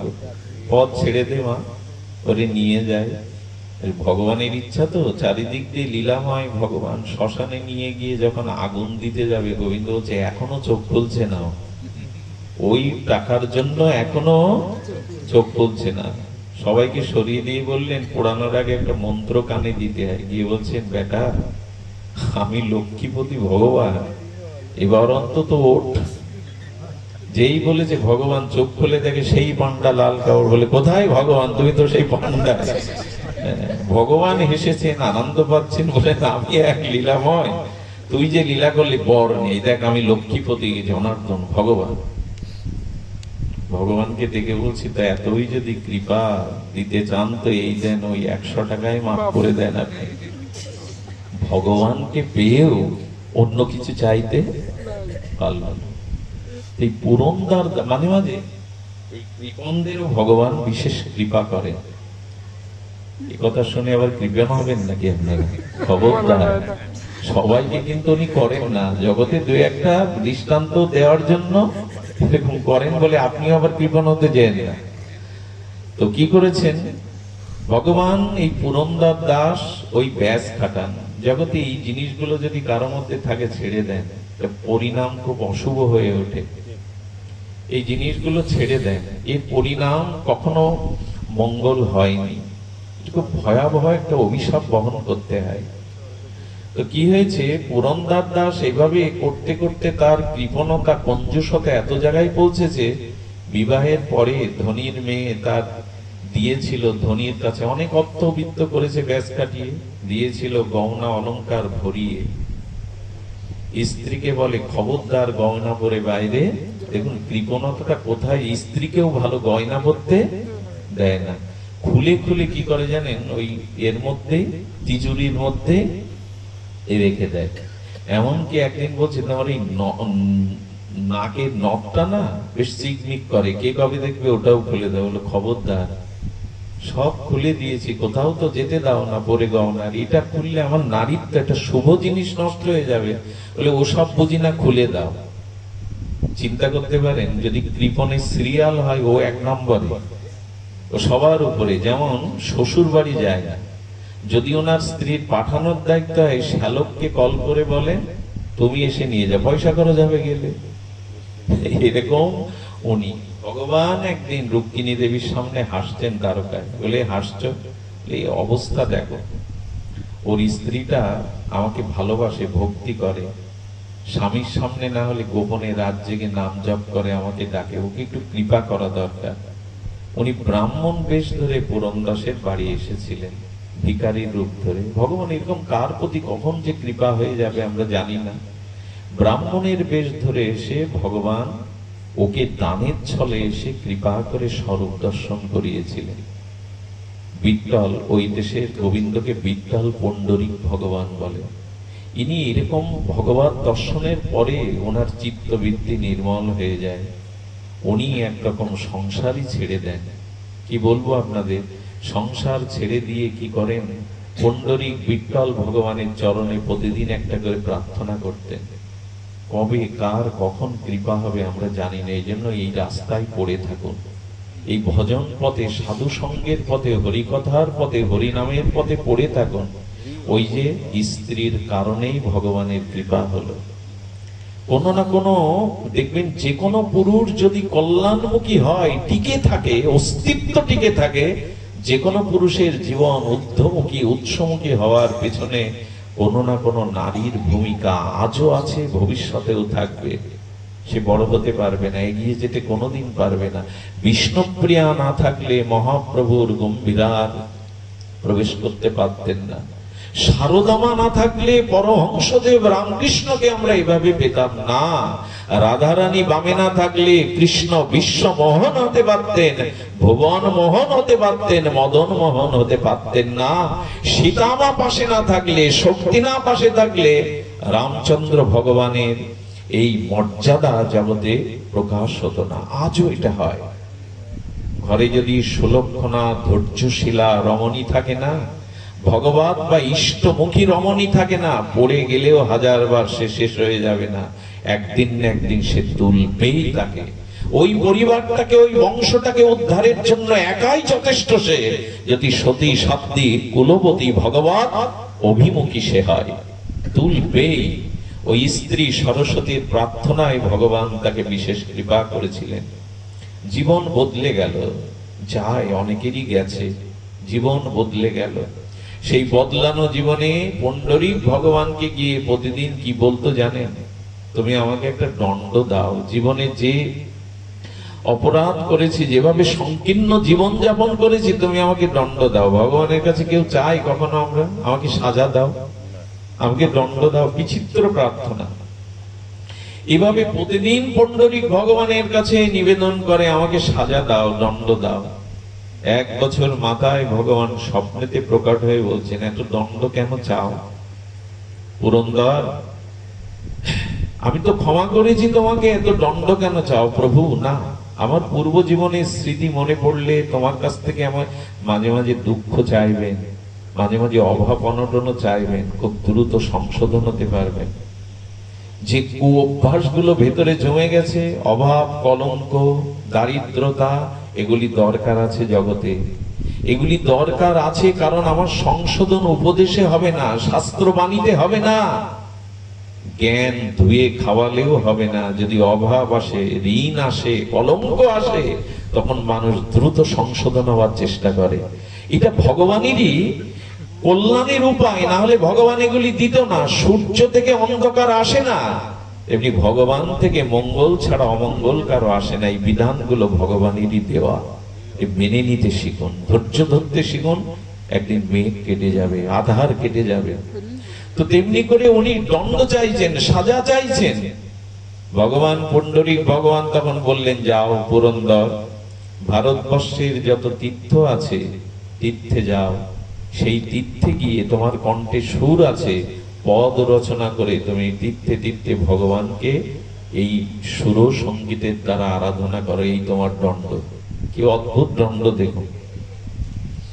আচ্ছা, এই কথা কিন্তু সহজ না। যেখানে যাবে, যেমন উড়িষ্যায় যদি যায়, বাংলায় যদি যায়, তারপরে দক্ষিণ ভারতে যায়, ত্রিপুরাতে যায়, এক এক জায়গার এক এক ভাষা, সব তীর্থে গিয়ে কিছুদিন বাস করে, ওখানের ভাষা শেখে, ভাষা শিখে পদ রচনা করে ভগবানকে শোনায়। কম দণ্ড এটা? কম সাধনার বিষয় এটা? যেখানে যায় ওখানের ভাষা আয়ত্ত করে নিজে পদ রচনা করে আর ভগবানকে এই পদ শোনানো। কি বিচিত্র ঘটনা দেখুন পুরন্দর দাসের। এভাবে উনি ভগবানকে শোনান, ভগবানকে আনন্দ দান করেন। এই করতে করতে করতে করতে সমগ্র তীর্থকে এভাবে বন্দনা করতে করতে, ভগবানের স্ত্রী করতে করতে, আর পুণ্ডরীক ভগবানের বিশেষ কৃপায় পুরন্দর দাসের নাম চারিদিকে ছড়িয়ে পড়ল। সাধু রূপে সবাই তাকে তখন সম্মান প্রণাম করতে লাগলো, আশীর্বাদ দিতে লাগলো। হয় এটা সংসারে রত্নাকার বাল্মীকি হয়ে যায়, জগায় মাধায় পবিত্র হয়ে যায়। হয় নাকি ভগবত কৃপায়? ভজনে সবই হয়, ভজনে সকলই হয়। একটা মাটির পাত্র, একটা মাটির কলস পাথরে রাখতে রাখতে পাথরটাও ক্ষয়ে যায়, এটাও সম্ভব হয়। তেমনি করে ভজন করতে করতে করতে চিত্তবৃত্তি সংস্কার হয়, মানুষ শুদ্ধ হয়। ভজনটাকে আগলে ধরতে হবে, কিন্তু ভজন করলেও পরীক্ষার জন্য প্রস্তুত থাকতে হবে।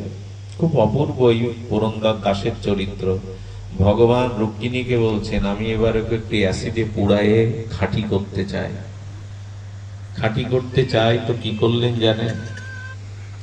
ওনাকে খাঁটি করবেন বলে ভগবান পরীক্ষা নেওয়ার জন্য উনি পুরন্দর দাসের জীবনে ঘটনা ঘটালেন।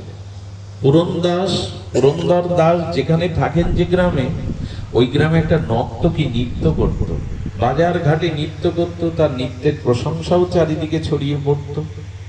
তো ওই নৃত্য যিনি করতেন, তার মনের ভাব ছিল, ভাবটা শুদ্ধ ছিল। বাইরে নর্তকী, আসলে ভগবান কি দেখে? বাইরেটা দেখে না ভেতরকে দেখে। ভাবগ্রাহী জনার্দন, ভাব দেখে, যে যেখানে অবস্থানেই থাক, যদি তার ভাব শুদ্ধ হয় ভগবান তাকে কৃপা করবেন। এখানে এসে যদি আপনি বাড়ির চিন্তা করতে থাকেন, ভাব যদি সংসারে চলে যায়, এখানে আপনি কিছু পাবেন না। অথচ বাড়ি বসে যদি কেউ মনে করে আজ ভাগবত হচ্ছে, যেতে পারলাম না, মনটা এখানে পড়ে থাকে, ওই ভাবেই সে ভগবানের কৃপা। ভাবগ্রাহী জনার্দন।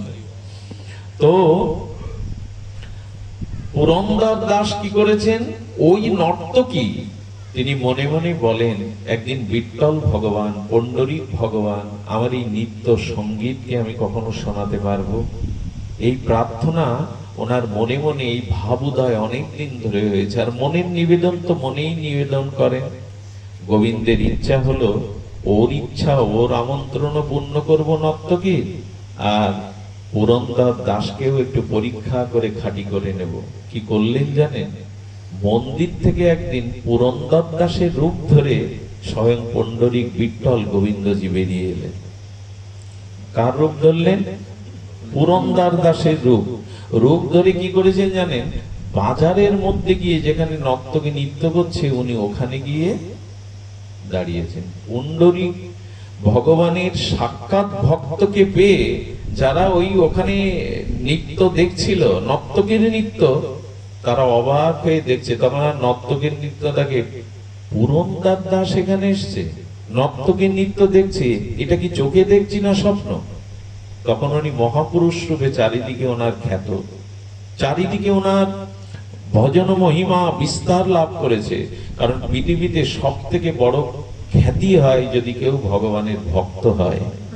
এই পৃথিবীতে সব থেকে বড় খ্যাতি কার? রাজা মহারাজা, তাদেরও কলঙ্ক আছে, তাদেরও বদনাম আছে, তারাও পিছিয়ে পড়ে, ক্ষমতা থাকে না। কিন্তু একজন শুদ্ধ কৃষ্ণ ভক্তের জগৎ ব্যাপী তার প্রতিভা ছড়িয়ে পড়ে।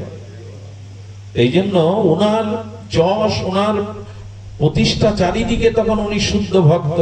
যিনি নর্তকী তিনি তাকিয়ে দেখছেন, পুরন্দর দাস এসছেন। আরে এটা কি আমি স্বপ্ন দেখছি বলে মনে হয় না। সারাটি জীবন আমি মনে মনে ভাবে যাকে চেয়েছি, আমার সেই পুণ্ডরীক ভগবানই মনে হয় আজ ভক্তের রূপ ধরে এসেছে। উনি মনে মনে, নর্তকী তখন বলছেন, ভগবান তুমি না আসলেও তোমার জনকেও তো পাঠিয়েছো, এটাও আমার জীবনের পরম পাওয়া। একটা কথা বলি, ভগবান যদি কাউকে কৃপা করে, ভগবান যদি কাউকে কৃপা করে, তাহলে কি হয়? সে বৈকুণ্ঠে গতি পায়। আর ভগবানের ভক্ত যদি কাউকে কৃপা করে, সে সাক্ষাৎ ভগবান চরণ পায়। ভগবান কৃপা করলে সে বৈকুণ্ঠ পেতে পারে, কিন্তু ভগবানের ভক্ত কৃপা করলে সে ভগবানের চরণে পৌঁছায়, চরণ পেয়ে যায়। সেই নর্তকী বলছেন, প্রভু আজ বড় কৃপা তোমার, তুমি হয়তো, হে বিট্টলজি, হে পণ্ডরীক ভগবান, তুমি হয়তো এসেছো আজ। আরে পুরন্দর দাসের রূপে স্বয়ং গোবিন্দজি এসে কি করছেন বললেন, আরে আমাকে একটু দেখতে দাও। একটা আসন টেনে নিয়ে বসে গেছেন। সবাই তো নর্তকী কি দেখবে, পুরন্দর দাসের দিকে চেয়ে আছে। আর এ সমাজ অপেক্ষা করে, এ সমাজ অপেক্ষা করে কোন সাধু ভক্তের মধ্যে যদি কিছু একবার দেখে, সিসি ক্যামেরাটা ওদের দিকে ধরানো, অন্যের দিকে দেখবে না। এই যে সাদা কাপড়ে এক বিন্দু দাগ লাগলেই তো দৃষ্টিটা সেদিকে যায়। সবাই বলছে এত অধঃপতনই না। আরে নর্তকীর নৃত্য দেখতে এসছেন পুরন্দর দাস। সারা ভারতে যার ভক্ত রূপে খ্যাতি, পুণ্ডরীক ভগবান যাকে এত কৃপা করেছেন, সে এসছে। কথাটা তখন তো আর মোবাইল ছিল না যেটা ভাইরাল হয়ে যাবে, কিন্তু কথায় কথায় ভাইরাল হয়ে গেল। নাচ দেখতে দেখতে কি করলেন জানেন, পুণ্ডরীক ভগবানের হাতে দামি বালা ছিল, সেই বালা খুলে উনি নর্তকীকে উপহার দিলেন। বালাটা হাতে পেয়ে অনেকেই দেখলো। আর কি বলবো, রাতারাতি তখন ফেসবুকের সময় না, ভাইরাল হয়ে গেল মুখে মুখে। এই কথা তো ছড়াবেই। নগরে নগরে যখন ছড়িয়ে পড়লো, ভোরবেলা ভগবান গিয়ে আবার মন্দিরে অধিষ্ঠান হলেন। আর পুরন্দর দাস তো কিছুই জানে না, ঘরে বসে ভজন করছেন। কি সকলে ভগবানের পরীক্ষা আরম্ভ হলো। কি পরীক্ষা জানেন? মন্দিরে আরতি করতে গিয়ে দেখে পুণ্ডরীক ভগবানের বালাটা নাই। তো তখন সমস্ত মন্দিরকে তন্ন তন্ন করে খোঁজা হলো। যারা মন্দিরে থাকে তাদের ডেকে বলা হলো, এটা পুণ্ডরীক ভগবানের বালা, এটা বলো কেউ যদি নিয়ে থাকো। যখন এভাবে মন্দিরে বহু লোক দর্শনার্থীরা দাঁড়িয়ে সাক্ষাৎ ভগবান পুণ্ডরীক ভগবান বিট্টল ভগবান, তাদের মধ্যে কালকে যারা ওখানে নৃত্য দেখতে গিয়েছিল তাদের কারো কারো মনে পড়েছে উনি তো বালা খুলে নর্তকীকে দিয়েছিল, বালাটাতে একটা বালা হাতে আছে আর একটা নেই, বালাটা তো এমনই। পূজারীকে তখন ওনারা বলছেন, কালকে পুরন্দর দাস দেখলাম নর্তকীকে। যেই এই কথা ছড়িয়ে পড়েছে তখন আগুনের মতো চারিদিকে এই কথা ব্যক্ত হয়ে গেল। মন্দিরের পার্শ্বদগণ বলছে, চলো পুরন্দর দাসের বাড়ি। ভগবানের পরীক্ষা কি কম? কিছুই তো সে জানে না, ভগবান তার রূপেই এই লীলা করছেন। পুরন্দর দাসের গৃহে গিয়ে দেখা গেল, কাকে খোঁজা হলো? বলো, এই সবাই সাক্ষী দিচ্ছে তুমি নাকি পুণ্ডরীকের বালা চুরি করে নর্তকীকে দিয়ে এসছো, আমাদের সাথে নর্তকীর কাছে চলো। নর্তকীর বাড়ি গিয়ে খুঁজে পাওয়া গেল সেই বালাটা, পিঠ মোড়া দিয়ে বেঁধে গাছতলায় দাঁড় করিয়ে সবাই এক হাত করে পেটাচ্ছে ওকে। বেটা সাধু সাজো না, হ্যাঁ, ভগবানের প্রিয় ভক্ত হয়ে সাধু সাজো। তোমার এই কুকর্ম, তুমি নর্তকীর সবকিছু জলাঞ্জলি দিয়েছো, আরো চুরি করেছো। একে তো চরিত্র গেছে, তাতে ভগবানের বস্তু চুরি করে নর্তকীকে দিয়েছো। কিছুই জানে না পুরন্দর, চোখের জল পড়ছে আর বলছেন, প্রভু প্রভু আমি তো কিছু বুঝতে পারছি না কি হচ্ছে। সবাই একটা করে চড় বসিয়ে দিয়ে যাচ্ছে, কেউ ঢিল খোলা ছাড়ছে, কত জায়গায় কেটে রক্তারক্তি হচ্ছে। গোবিন্দ হঠাৎ করে মুখটা ভারী হয়ে চোখে জল এসে গেছে। রুক্মিণী দেবী বললেন, প্রভু তোমার কোন ভক্ত যখন কষ্ট পায় তোমার চোখে জল আসে? কোন ভক্ত কষ্ট পাচ্ছে, তুমি কেন তার জন্য কাঁদছো? বলে, পরীক্ষা নিতে গিয়ে এমন পরীক্ষা দিয়েছে পুরন্দর, আমারও ব্যথা লাগছে। রুক্মিণী দেবীকে গোবিন্দ দেখাচ্ছে, ওই দেখো পুরন্দরের রূপ ধরে আমি কাল গিয়েছিলাম ওকে পরীক্ষা, নর্তকীর মনের ভাব পূর্ণ করার জন্য, কিভাবে ব্যথা পাচ্ছে দেখো। কিন্তু রুক্মিণী দেবী কৃষ্ণকে বলছেন, গোবিন্দকে বলছেন, তো একবার কেন সত্যটা বলছে না যে ও যায়নি, ও চুরি করেনি? তখন বলল রুক্মিণী, আমার ভক্ত কারা জানবে, আমার ভক্তের মনোভাব কেমন হয় শুনবে। তুমি যাও, ও হৃদয়ে প্রবেশ করে হৃদয়ের বার্তাটা নিয়ে এসো তো, ও কি ভাবছে।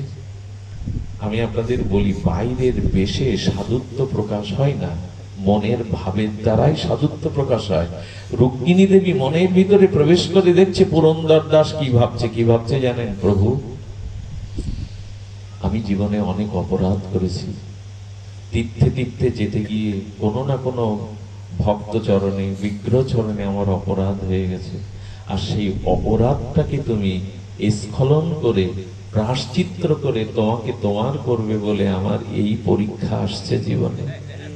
দেখুন, এক চুরি করেনি, ঘট থেকে ভজন ছেড়ে যায়নি, তবু চিৎকার করে কাউকে কিছু বলছে না, মনে মনে এইটুকুই ভাবছে, প্রভু কোনো দোষ হয়ে গেছে, ভজন কোনো অপরাধ হয়ে গেছে, এই জন্য আজ এটা আমার প্রায়শ্চিত্ত হয়ে যাক প্রভু, এর দ্বারা আমি যেন অপরাধ মুক্ত। হরিদাস ঠাকুরকেও যেদিন মারা হচ্ছে, হরিদাসকে অদ্বৈত প্রশ্ন করেছিল, তোমার মতো ভক্তকে কেউ এভাবে মারে?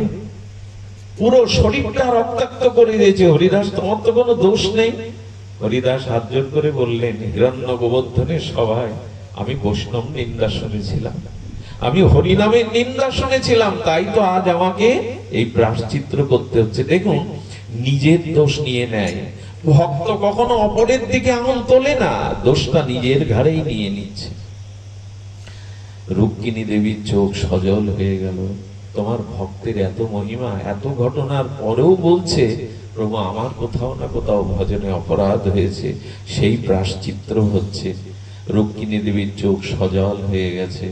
রুক্মিণী দেবী বললেন, আজ বললাম বাইরের বেশে কেউ সাধু হয় না, অন্তরের ভাবটাই হলো প্রকৃত সাধুত্ব।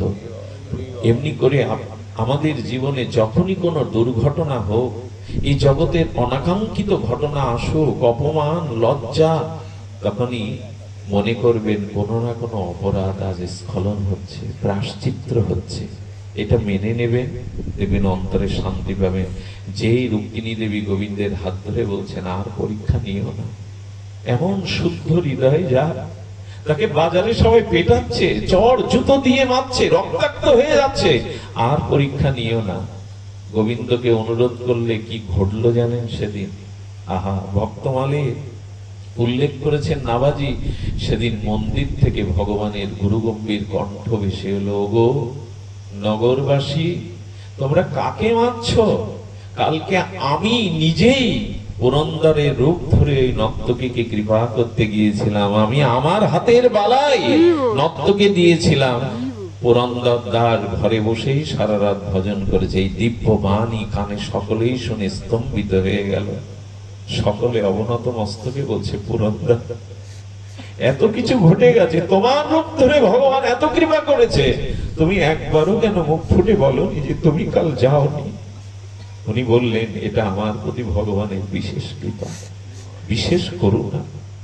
এই জন্য জীবনে যা কিছু আছে ভগবান মুখী হয়ে থাকুন, হয়ে যাক, এটা এটা আমার মঙ্গলের, আমার কোন কর্মের প্রায়শ্চিত্ত এর দ্বারাই হচ্ছে, প্রায়শ্চিত্ত হচ্ছে, এটা হয়ে যাক, এটা হয়ে যাক। সব পরিস্থিতিতে ভগবানের কৃপার দিকে দৃষ্টি রাখুন।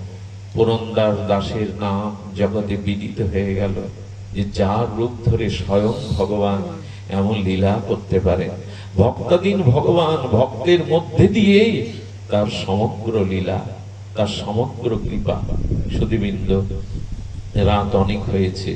বলবার প্রথম উদ্দেশ্য ছিল ইষ্ট অনিষ্ট মিশ্র এই তিন কর্ম একমাত্র ভগবানের সমর্পিত হলেই আমরা এই কর্মবন্ধন থেকে, এই আসা যাওয়া চক্র হতে মুক্তি পেতে পারি। এছাড়া আমাদের দ্বিতীয় কোনো পথ খোলা নেই। আজকে যে বাড়িতে আপনারা যাদের আহ্বানে এখানে পায়ের ধুলি দিয়ে ধন্য করেছেন, আমি পীযূষ সাধুকা মহাশয় এবং তার সহধর্মীকে আমি চিনি, যতটুকু জানি, আপনারা একটু প্রাণ খুলে হৃদয় থেকে তাদের জন্য আশীর্বাদ করবেন, যেন আধার কেটে গিয়ে আবার আলোর দেখা তারা পায়, যেন ভগবানের চরণকে আঁকড়ে ধরে। এমনি মা একদিন আমার কাছে বল করেই কাঁদছিলেন। বললাম, মা তোমার ব্যথা কি, কাঁদছো কেন? আমি অবাক হয়ে গেছিলাম ওনার কথা শুনে। উনি বলছেন, বাবা, ভগবান যে অবস্থায় রাখুক, আমি কাঁদছি যে বাড়িতে বছরে এক দুবার একটু সাধু সেবা হরি কথা দিতাম, সেটা দিতে পারছি না। আমার বড় সাধ যে সাধুগুরু বৈষ্ণবের চরণ ধুলিতে একটু হরি কথা কবে হবে। আমি অনেক চিন্তায় পড়ে গেছিলাম, এরকম কথা তো কেউ বলে না।